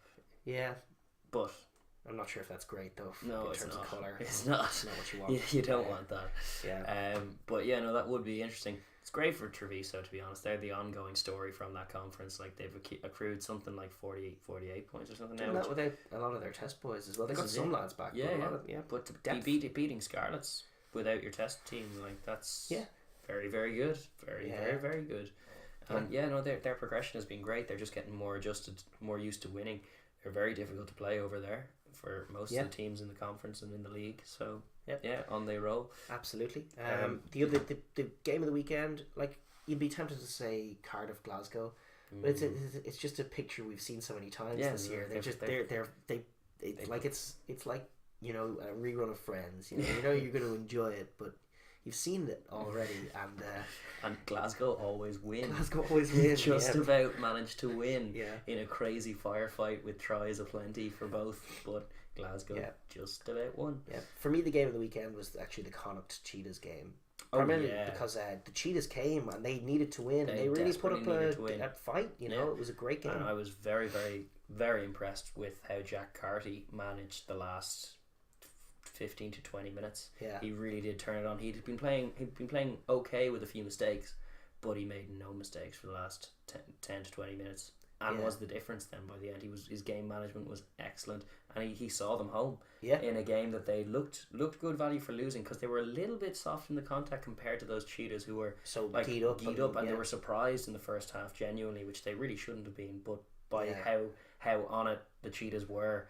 And like even some of the defensive sets they were putting in the first half, which is very unlike a South African club team to be defending with such gusto. It was a must-win game. Yeah. They couldn't be messing about. They had to win it, and now that they haven't won it, they're probably out of the mix. Some of their bad habits did rear their ugly heads in the second half, and Connacht capitalised. And Carty was the difference. He was the one who was managing that game and dictating it towards the end, and it was great to see. They've emerged as actually quite a beautiful little team, and they're probably well worthy of their place in the playoffs at the moment. And this is a good stepping stone on the way. Like, it was a proper test of their credentials. They look balanced, they look organised, they look focused, which is key. They know how to win games, which is new. And Andy Friend, and they have already. Pat Lam, despite not getting to finish the job before being whisked away to Bristol to repeat his amazing feat at Connacht, but he's already made an imprint there that has fundamentally changed the club forever. In that, like, I remember the days before Pat Lam, and that not only could Connacht not play, but they didn't want to play. They wanted you to not play and you to get injured, and hopefully they would win. But that was even secondary to injuring you. And it was like, it was horrible team with horrible ethos. Some good players, but just awful games. And Pat Lam sparked a bit of invention in them and a bit of like actual courage, and it culminated in winning silverware for the first time ever in that Pro 14 success, which was great for them. Or Pro 12 was it when they won it? Pro 12 when they won it. But amazing stuff, and that has stayed even through these tough years, even through the years with what's his name, Keane. Yeah, it was Kieran Keane was exactly who it was. But with him not quite firing, they were still eager to go wide. It was Tiernan O'Halloran in the wide channels, mistakes coming from it, games being lost by just more than 7 points more often than not. But they were still looking to score tries, and it's just completely changed the colour of games at the sports ground forever. And now they seem to have a coach who's certainly got the dressing room a bit more on side. They're a little bit more well drilled. Carty has grown into a more assured operator at 10. Very much so. They've just developed as a team in that mould. And that's beautiful. And they look well worthy, certainly, of top tier European rugby. It looks like it's that's where they belong. for them. It's time for them to get in to challenge in the proper one. In a few years, consistently into the proper tournament and see if they can make a go at getting out of the pool. Certainly a great win for them, and more challenges to come, but they're in a good place for sure in that league. Our own personal note is we're Leinster fans. Leinster got the job done away at Zebra. Good game, to be honest. It was it started with Leinster going 21-0 up, which made it look like here we go, grand cruise control. And then Leinster really did ease off, and Zebra got a bit of momentum towards the end. But what was great about this, and what was the interesting note, is the one that for anyone who's been routinely watching the podcast this year, it's the point that I'm going to repeatedly make until teams get on board with it. But Zebra just went for tries. They got kickable penalties, didn't kick them. Kicked into the corner, went for tries, and missed some and got some. Missed some, got some, whatever. But like they got 4 in the end, which means they get a point out of a game against Leinster. Brilliant. And like my only caveat to that is that they didn't go doing it from whistle one. What actually happened was they went 21-0 down and then were left with no option. But it's what all teams should be doing when they are clearly the second favourite in this fixture by a distance, like your Zebra Leinster, where it's like there's no illusions about it. We're not as good a team as them. So what is our recourse? it's go for tries. It's do not kick 3 ever. It's just try and score enough tries to get a point out of it. And what they did in doing that was that they were in contention. Till the very end. That's it. Yeah, Liam Toland on co-commentary was making the point every time they did it that it was naive and silly of them, and it was just like the end result is they actually scared Leinster for a bit because some of the tries came off and they got them, and like they scared them in a way that the 3-pointers never could or would. And they also, at the end of the day, got that late try and got a bonus point out of it. And that's, like, it's an extra point on the table. And while they're not going to be playing for playoffs or anything, that's the name of the game, son, when it comes to these games. As much as Conor O'Shea's been trying to get the Treviso into the national team, you should be looking at that example from Zebra, and that's what I've been calling for, because Italy are in the same position. Every game they're playing, they're so far the inferior team in the Six Nations that all they should be doing is going for tries. All day. Yeah, and then having a really, a variety of options and a confidence in an organisation in their set piece from 5 metres out. Yes, set up a maul. Yeah, be able have to ways of scoring tries, certainly from that range. That's got to be a key to any lower side. That's your bread and butter. And I just it's not something that's prevailing. Certainly I don't see it. It's only to be honest, it's only a conclusion that I've arrived at relatively recently. But I'm very fervent on it. I do believe it's the right course. Absolutely. And it's not even, a lot of teams don't realise it, and you still very often see losing teams we're always going to lose. You see Dragons very often register 6 points in losing efforts, and you're just going, why? Why did you kick those 3 points? They're no better than being nilled. They're really not. But it's like, just kick to the corner and go for scores. It's the only way to rattle a team anyway. And you may catch them cold, which you will against superior teams. I agree with doing it even when bonus points aren't on the table. When it's like the 3-try rule, I think it makes a lot of sense when you're a lower team to appreciate that you need tries. Appreciate that the other team are going to find many tries against you. When the USA were playing the All Blacks in the showcase test in Chicago, they actually got the real life All Blacks there next to them, and they got a big crowd and everyone was happy, and they took 3 points in the opening when they ended up losing, I don't know by how many, but they took 3 points when they had a very, like, it was from the width, from the width, it was on the wide channel, so it was it's late, guys.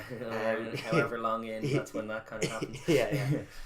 It was on the wide channels around the tram line and in the 22, and very much corner time, start of the game, get the crowd into it, and they took the 3 points, and it's basically just pretending that this game is something that it isn't.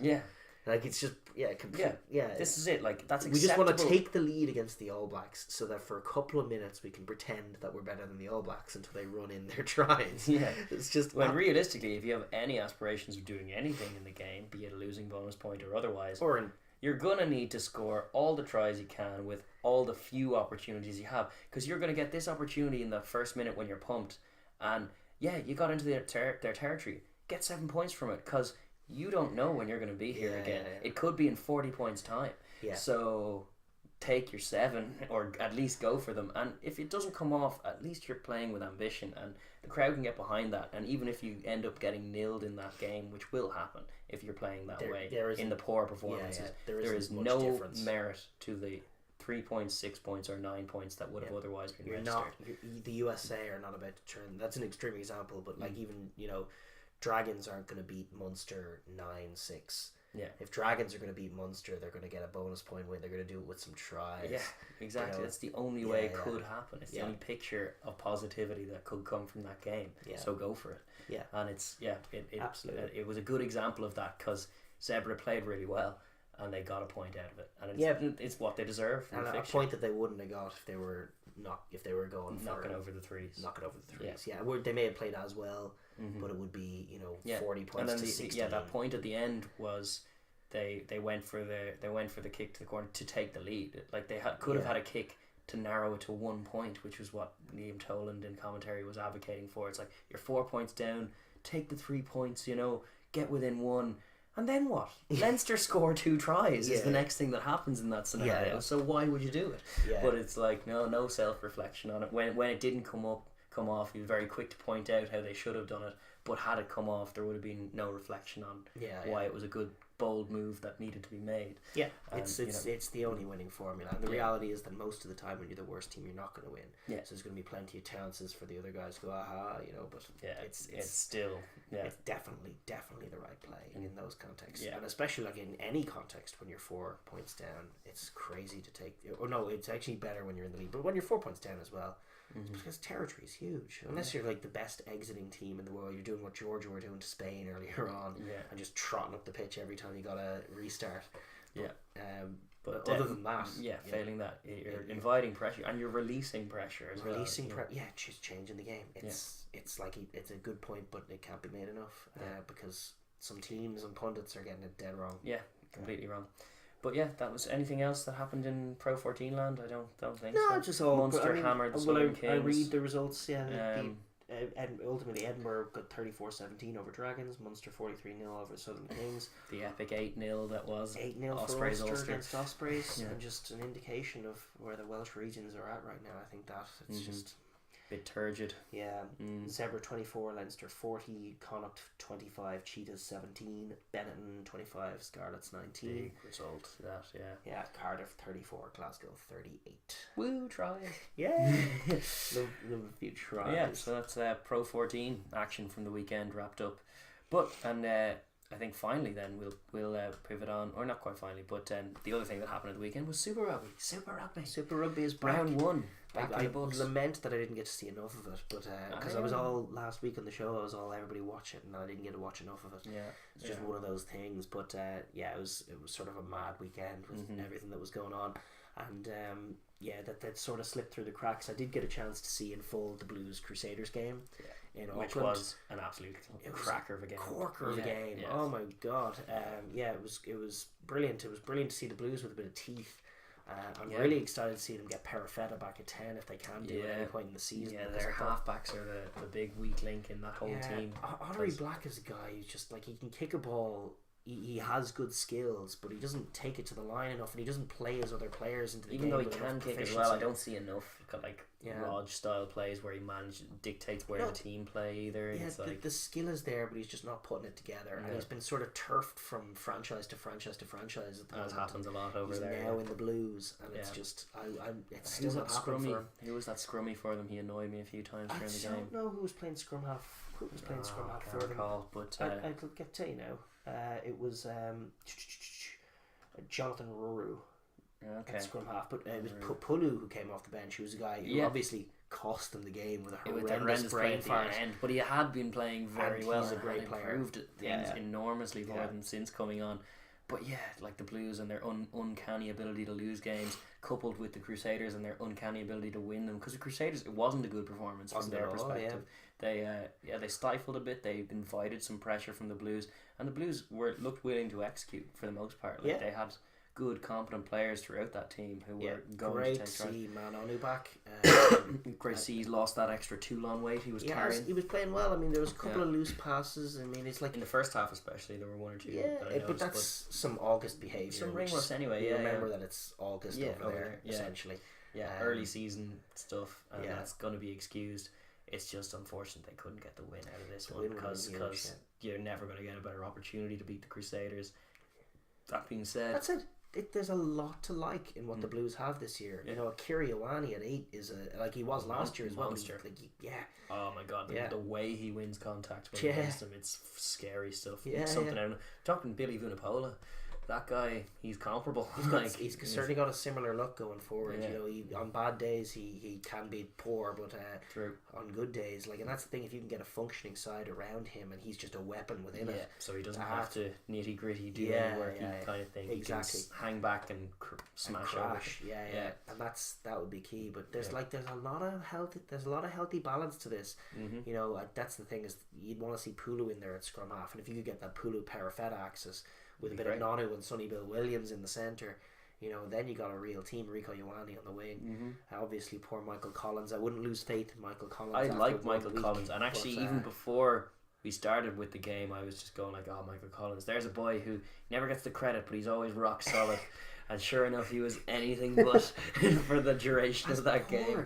I've seen him play all the time. He's normally very much the glue in the back line who's quietly doing his job well, but this time he was loudly doing it badly. every time the ball came near him, the play broke down and made bad reads on D. Just one of those days. Just one of those days. But hopefully his confidence isn't too shook from it, and that they get him back in there and he plays well next week. He's been a rock in that team for so long. Yeah. There's a lot of credit in the bank there. For sure. I don't think that's one of these. It did seem rather anomalous, but it's one of those ones that Pulu's the one you remember for losing the game, but Collins will be thinking to himself, as like there were a fair few moments in that game that I had to maybe change it or maybe do something, and I really didn't. Did the opposite. When their attack was stalling in that set, and then he got the ball and he dropped it, and it was like just compounding things. This is it. But that said, always with the caveat that it's August time. Yeah. But as you say, they're a team that could use the W, and in Eden Park. Great crowd in Eden Park. There's definitely confidence back in that franchise. I do expect some big things. Really good signings. Like it's actually, they put together a good team this time. Yeah. How will it fail this time? Well, I wonder. And Blues fans everywhere can tell us your thoughts.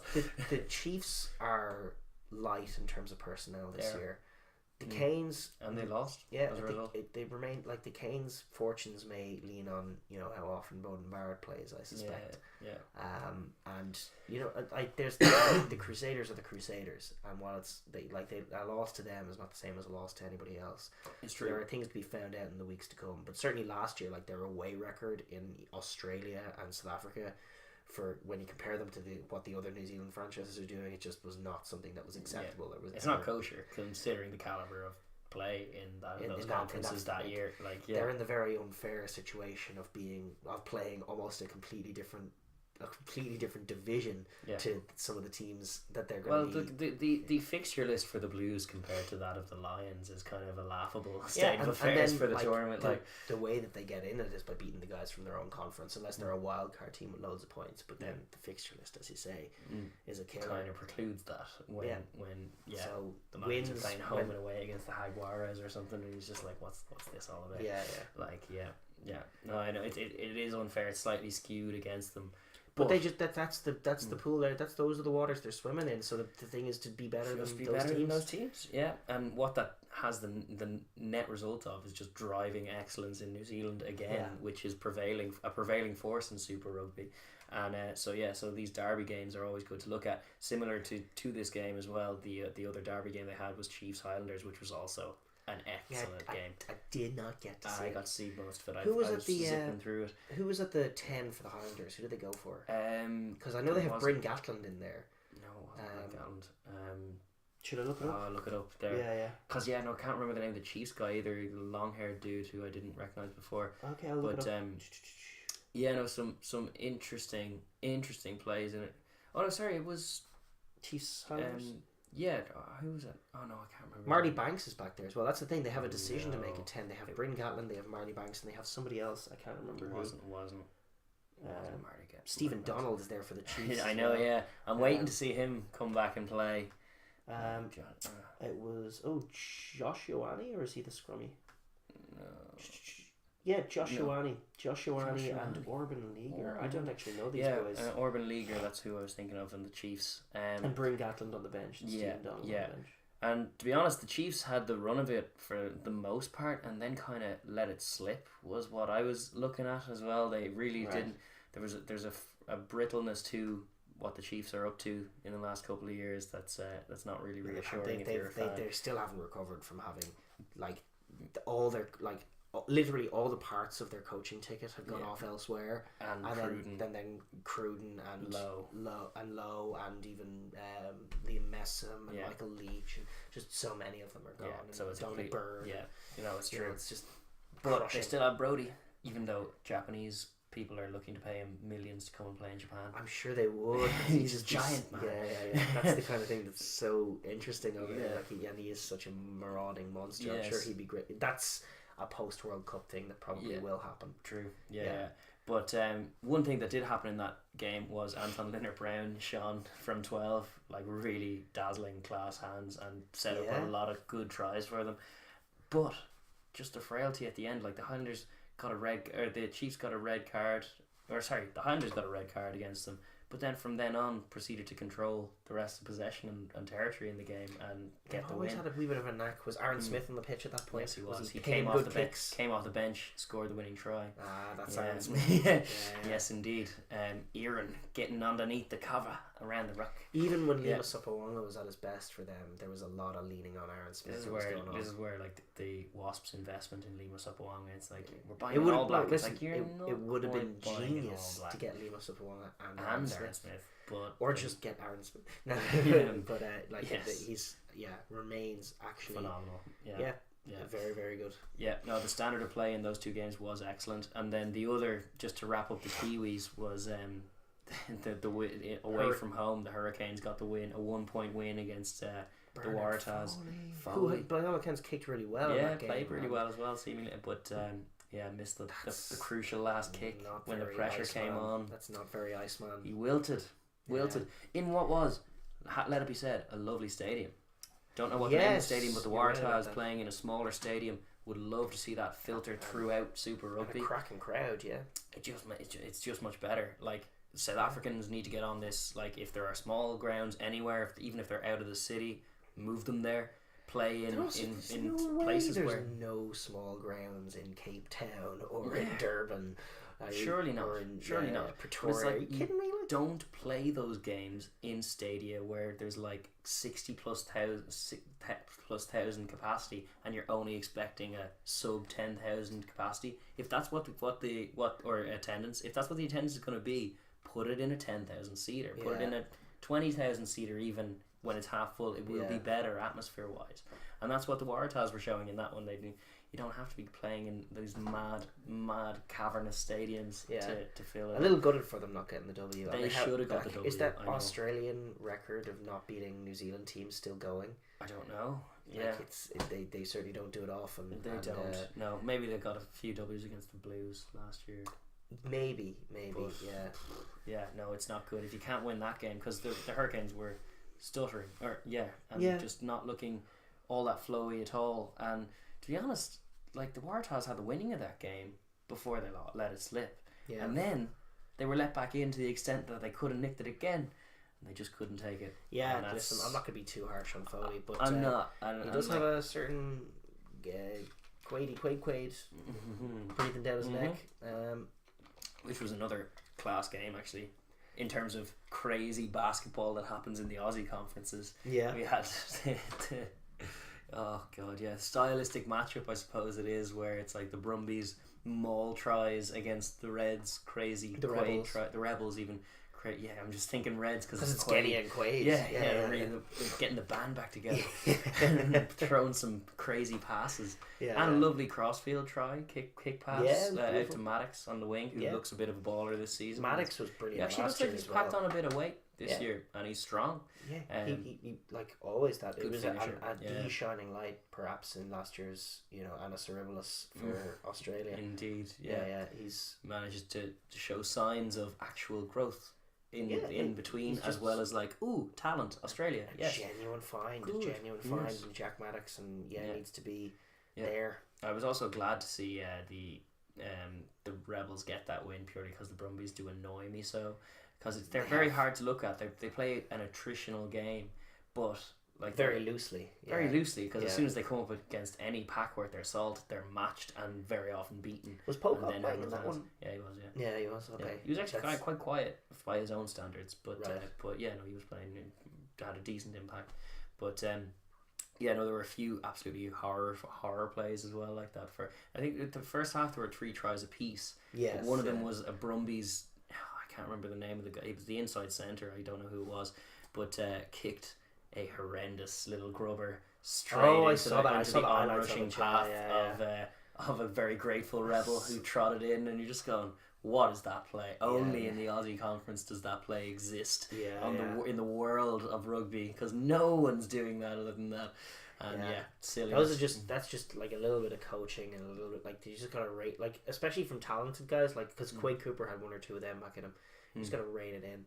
I did see a little montage of Quaid's performance, and then I saw the highlights of the game as well, and it's encouraging. I'm super happy for him, and I always was a bit of a skeptic because I thought like he was basically well, he was basically the embodiment, the human embodiment of my fears of what Joey Carberry could be if he's not managed right, because he's just very, very talented and explosive, but also just crazy loose.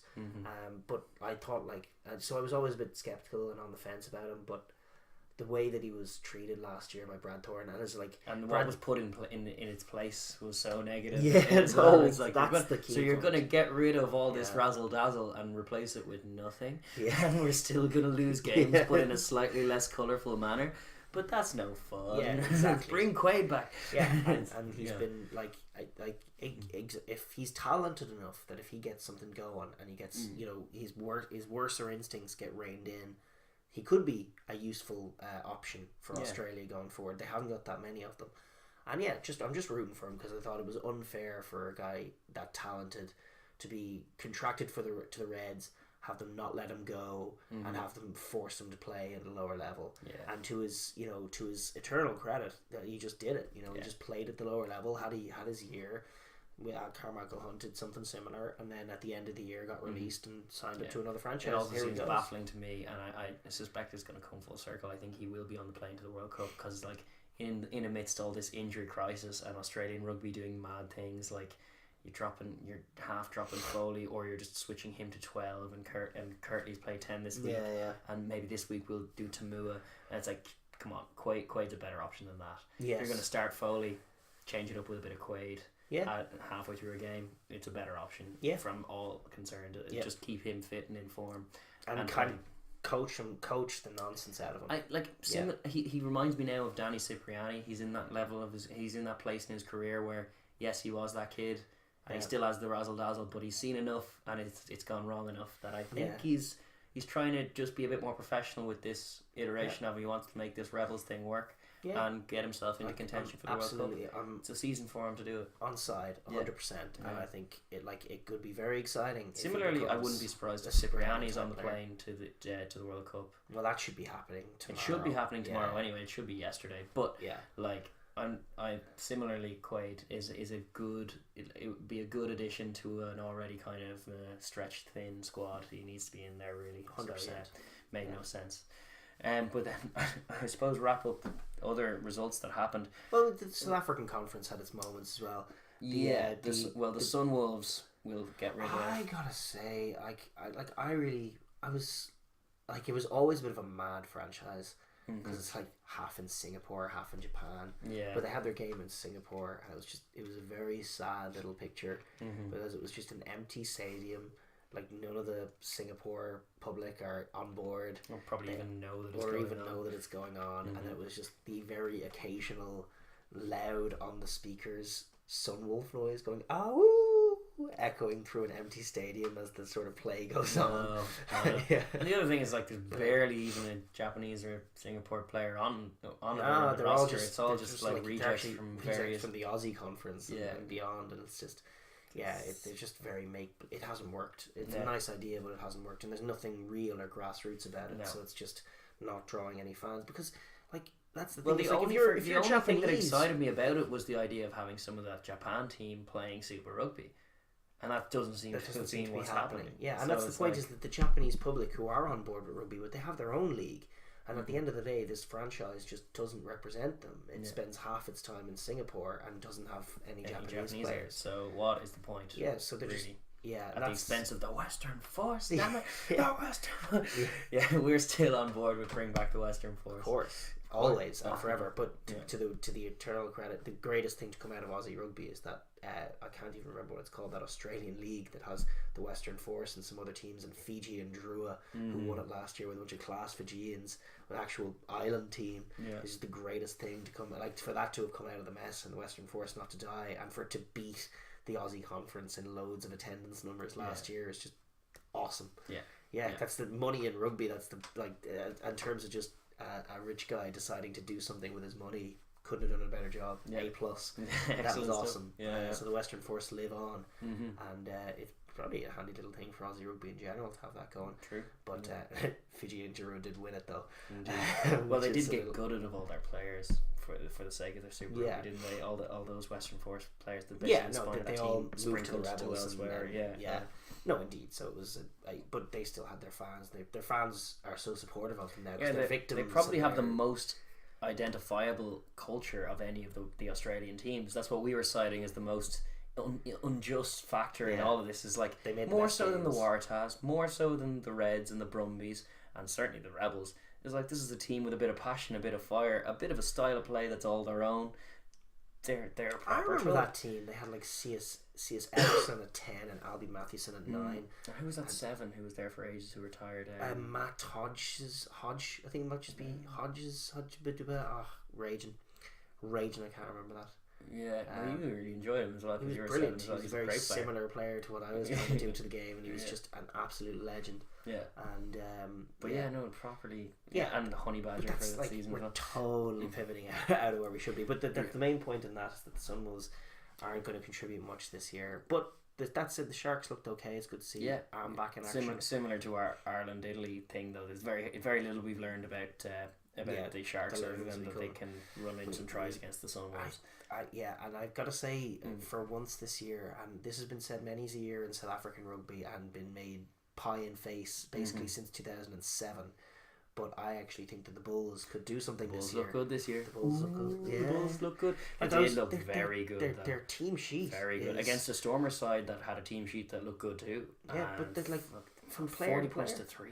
40 points to 3. Boom, and some moving beautiful the tries. The ball always. Oh, Speckman into the mix, straight into Springbok recognition. Yeah, few kinks to be ironed out. Jeepers, what do they do on the wings? I mean, what decisions? Gianchi and Creel and now Speckman coming in, it's just but he was absolute fire. Some of the finishes he pulled out, pure sevens, like just gas. Yeah. And while there is a little less of that space at test level, he straight comes into the mix. He's not physically lacking. Like, even though he's a short guy, like he took some hits and shots in that game. Like he's not. You wouldn't fear for him in that way, the same way you would of someone like Carl Niles for the USA. You'd feel that he'd be. He's so pure sprinter that if you put him on a 15s pitch and suddenly he doesn't have space, he'd get broke up and hurt. 100%. Maybe I'm misremembering that, but didn't he sign for Glasgow for a while? Was that him? Was it Carl Niles? I could have sworn. Yeah, I think he did actually. Yeah, he did. And exactly that happened.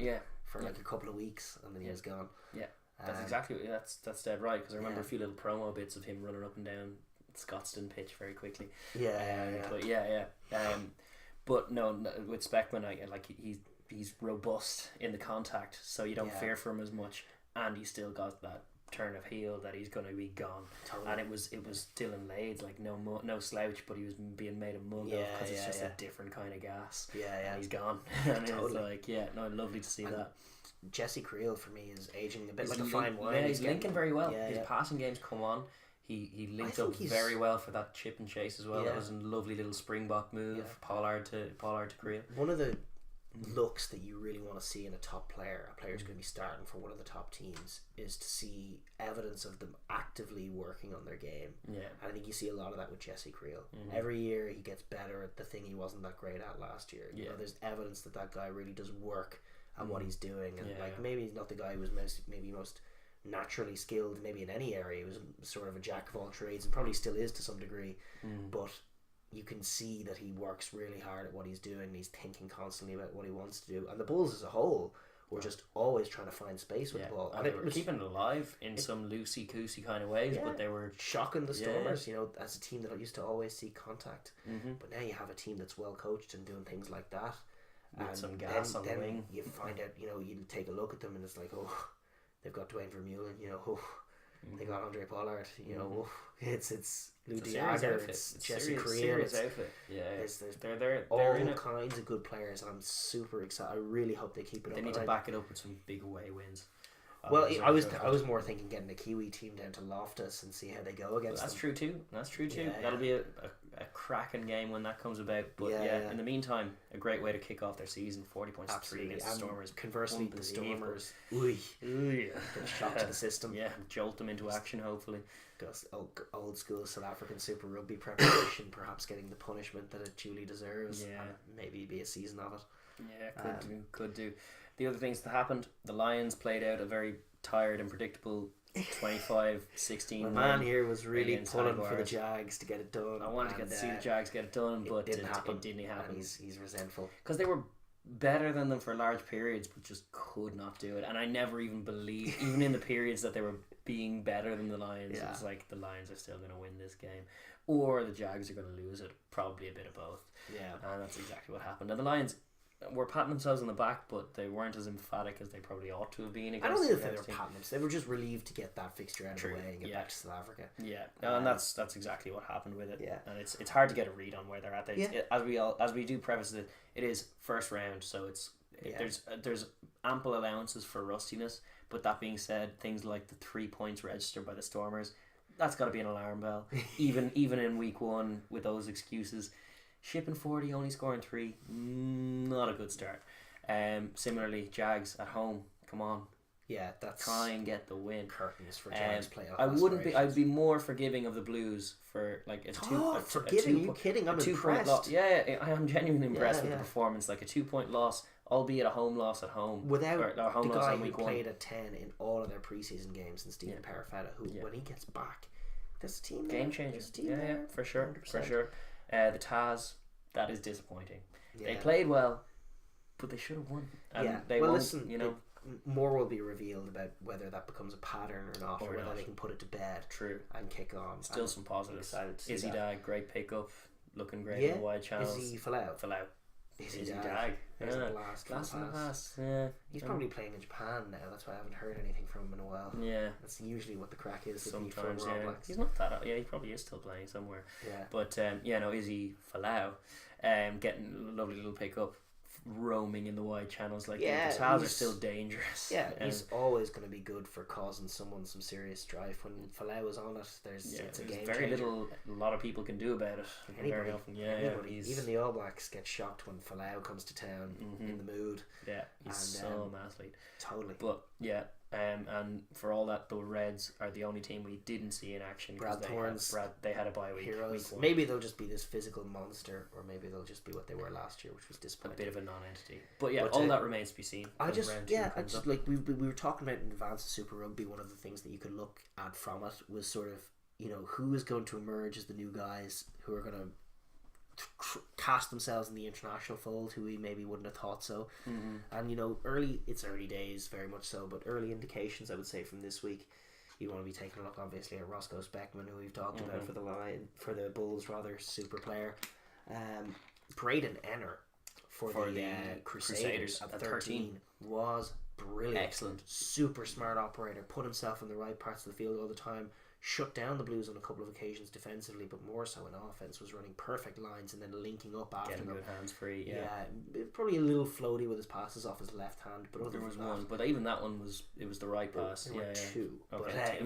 but it was like that's nitpicking. The boy was very, very good, and like right now the All Blacks at centre, it's something they need to figure out. True. There's definitely scope for it. Yeah, if Manonu and Sonny Bill don't quite click, and then all of a sudden you're thinking certainly Anton Leonard Brown put his hand up this week. But obviously a long way to go. But options, and if that boy keeps playing like that, he'll be in the mix. True 100%. Yeah. I want to talk. I just want to mention as well Akira Ioane, who we talked about briefly. And Tom Robinson for the Blues at 6. The blonde guy was actually really he very showed a lot game. of industry and a lot of hustle, and I liked what he brought. And that back row, another area where the All Blacks have problems to fix. So it's like, who's going to be the World Cup bolter to emerge from the pack of Super Rugby players 2019? Yeah, who knows? We don't know yet, but there were some early signs, and we'll pivot on. So that's kind of Super Rugby. But the only other thing we have to clean up before finishing is a bit of housekeeping as far as news is concerned. We had close to the bone with us, Shawnee O'Brien, deciding to leave our shores after the World Cup and head to London Irish. I don't hate it as a move. In terms of this particular case, it works out well for everybody. Yeah, it's just perhaps an indication, big picture wise, that the decision to remove the tax incentives to stay in Ireland as your career finishes means that you're going to get perhaps a very similar picture to what you have in New Zealand right now, where after World Cups some guys are going to start to drift out of the team. I don't hate that though. I actually like that. Yeah, I think you can't deny them the payday. Yeah, and it feels punitive to insist upon them retiring here just purely off that, especially if in the setup like Leinster, where he's competing against these monsters coming through all the time. And as much as he is Sean O'Brien, and when he's fit, he's very, very near a nailed-on test starter based on reputation. He's also 32. He's also, like, with each passing season, with each passing game, it becomes harder to be that Sean O'Brien again. So you're probably better off plying your trade somewhere else. Being a guy who can be a mentor to some of these new guys, come in at the lower end of something, building something, and be the fan base that London Irish want to bring, which is Irish in London, or in Reading, or wherever. Like, they no better marquee signing than a guy like Sean O'Brien. Bums on seats over there. They'll care. Sure. Because it gives a bit of legitimacy to that kind of title. If you're going to be London Irish, also, have a few Irish. Genuinely, everyone in England who follows rugby knows him. Everyone in New Zealand who follows rugby knows him. He's actually something of for what we have, a star. Yeah. He was on the Lions tour, a vital part of both Lions tours. Yeah. In the Gatlin tours, so he's absolutely marketable, and you'll see all kinds of marketing done with him at the beginning of next year or after the World Cup. You'll see him in the London Irish kit, and people will be psyched to see it. Sure. So happy. They also signed Nick Phipps. Yeah. Woo. Yeah. Okay. In other news, less bankable stars. Okay, but somebody to play scrum half. You do. It won't, unless you want Shawnee at scrumming. But kind of just wishing him well, because I think post World Cup is going to be his that's what he's been targeting all season. The Six Nations have been great so far, because I've been worried about him in his Leinster showing. He looks better. He looks more adept at the physical side. He's using his body a bit more cleverly in the contact. He's not bludgeoning in belligerently with recklessness. He's trying to use a bit of footwork, find some soft shoulders. His work at maul time is consistently excellent. It's kind of an unders. He does very subtle things at the maul, getting to the spearhead thing, and he's very hard to move or get around.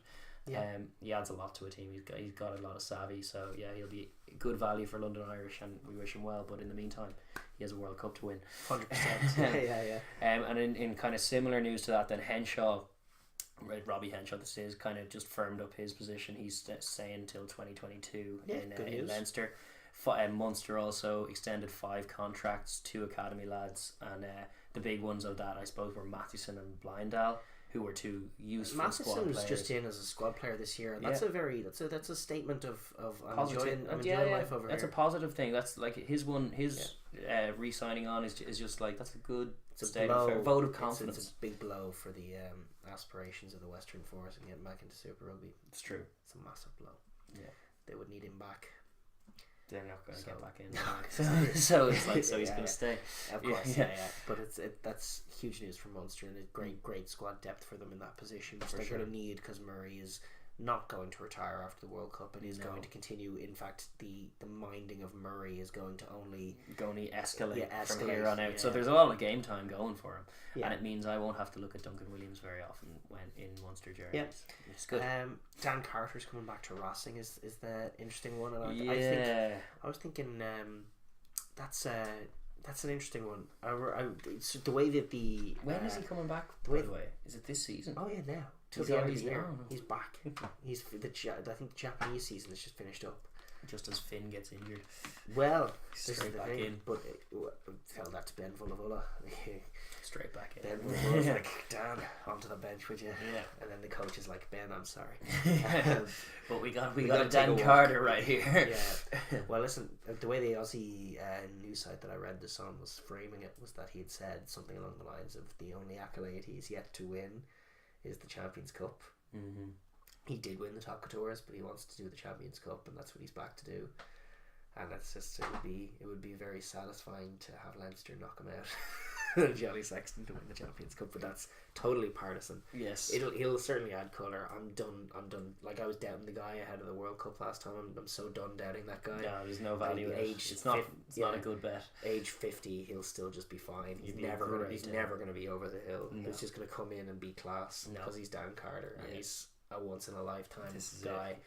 Yeah. And then to wrap up the signings, I suppose little Minozzi, who we haven't actually seen, the Italian Matteo Minozzi, 15, has been signed by Wasps. Yeah, ostensibly to replace Daly, I suppose. Yeah, and Campagnaro's come in as well. I hope it works out for them. Yeah, their signings tend not to. No, it's like a bad sign for Minozzi fans. Yes, I suppose so. But I hope it works Wasps. out. Hope Who it works knows? out. Who knows? But that kind of wraps up the signings thing. There are only two other little tidbits of note. One that I found very funny was Josh Strauss has now just been approved to he's got a stamp and approved to fly over to Paris because he misplaced or lost his passport during the week, and then there was a whole furore because he's not actually Scottish, so it's free travel within the EU. You don't need your passport, but he doesn't qualify for that, so he actually needed some extenuating circumstances. And it's just it would have been funny if on top of all the injuries that somehow Josh Strauss was grounded in Edinburgh and couldn't get over there, and it's no, oh my God. what disaster. But no, that has been avoided. Strauss will be available and doubtless playing in Paris next week. But that was rather a funny aside. And then the last little bit was Nico Lee of Cheetahs fame, which you probably saw or certainly saw. There was pretty baffling strange thing to see on a rugby pitch. He blew his nose into a guy onto a player, onto Colby Faianga. Connacht match of the weekend. I saw the clip. It's scummy, disgusting. It's pretty grim scenes. He got banned for the rest of the season. Yeah, which is minimum stuff, I'm thinking, for that. But fair enough. Pretty gross. Don't do that. It's so gross. Yeah, it's why I don't know. He issued an apology. I saw his apology as well, and it was what were you thinking? What are you doing? How does it cross someone's mind to do that? I don't know, but he says, I need to blow my nose. There's on you. Colby Faianga. What's a man to do? I don't know. Not that is the answer. In short, anything like that. Listen, we had a few bit of chats about. I actually think it's an appropriate enough ban, just because it's not actually. Well, I mean, it depends on the mindset, but I feel like it could be just one of those brain farty moments. Well, he said that's what he cited. He cited stupidity was what he said, and he just I'm on the fence as to whether it was stupidity or malice or both or which with the ratio. It's just a random one. If it was spitting, that's and there's zero tolerance. Awful. And that would be more year to lifetime kind get of out of here. You're actually scumbag. But it's so bizarre that it's were you actually trying to be throw your man on tilt by being that kind of scummy, or was this just like you're saying, total brain fart? I just need to sneeze. Here we go. And it's oh no, what have I done? But I don't know. What he did do is he was up and he went like this. But it could have just been just there and then fuck this guy. You get moments on a rugby field where you're very heated and then you do something stupid. Yeah. Maybe this is, I don't know his record. Maybe they took that into account and said, listen, you've got the rest of the season off. The great bloke rule. Don't do anything. The great bloke rule. Yeah. Don't do anything like this ever again and you'll be fine. Yeah. Which I think is probably fair enough. But that said, the poor lad who had to have his fucking nose blown on his face. Yeah. I hope he went and got a tissue or something. It was just baffling. It's one of the scenes you don't expect to see on a rugby pitch, but it came to a week. But and I suppose that is it. The marathon is over. Yeah. Listen, thanks to all of you who I know sat and watched the whole thing. Yeah, indeed. Yeah. If you're still here, jeez, we love you. Well, no, listen, I think you are, because I think anybody who clicked into the video just wouldn't be able to stop watching. Such was the absolute the insight, the brilliant insight, the intelligence, the articulate nature of us, and the beautiful quality of audio generated from our very healthy and beautiful voices. So the setup, that is somewhat questionable. but no, thank you very much for listening. And sure, look, we obviously the Six Nations has to happen this weekend. We'll be back next week to break it all down for you and look forward to the next ones. 100%. Oh yeah. See you, folks. See you. Bye. Bye.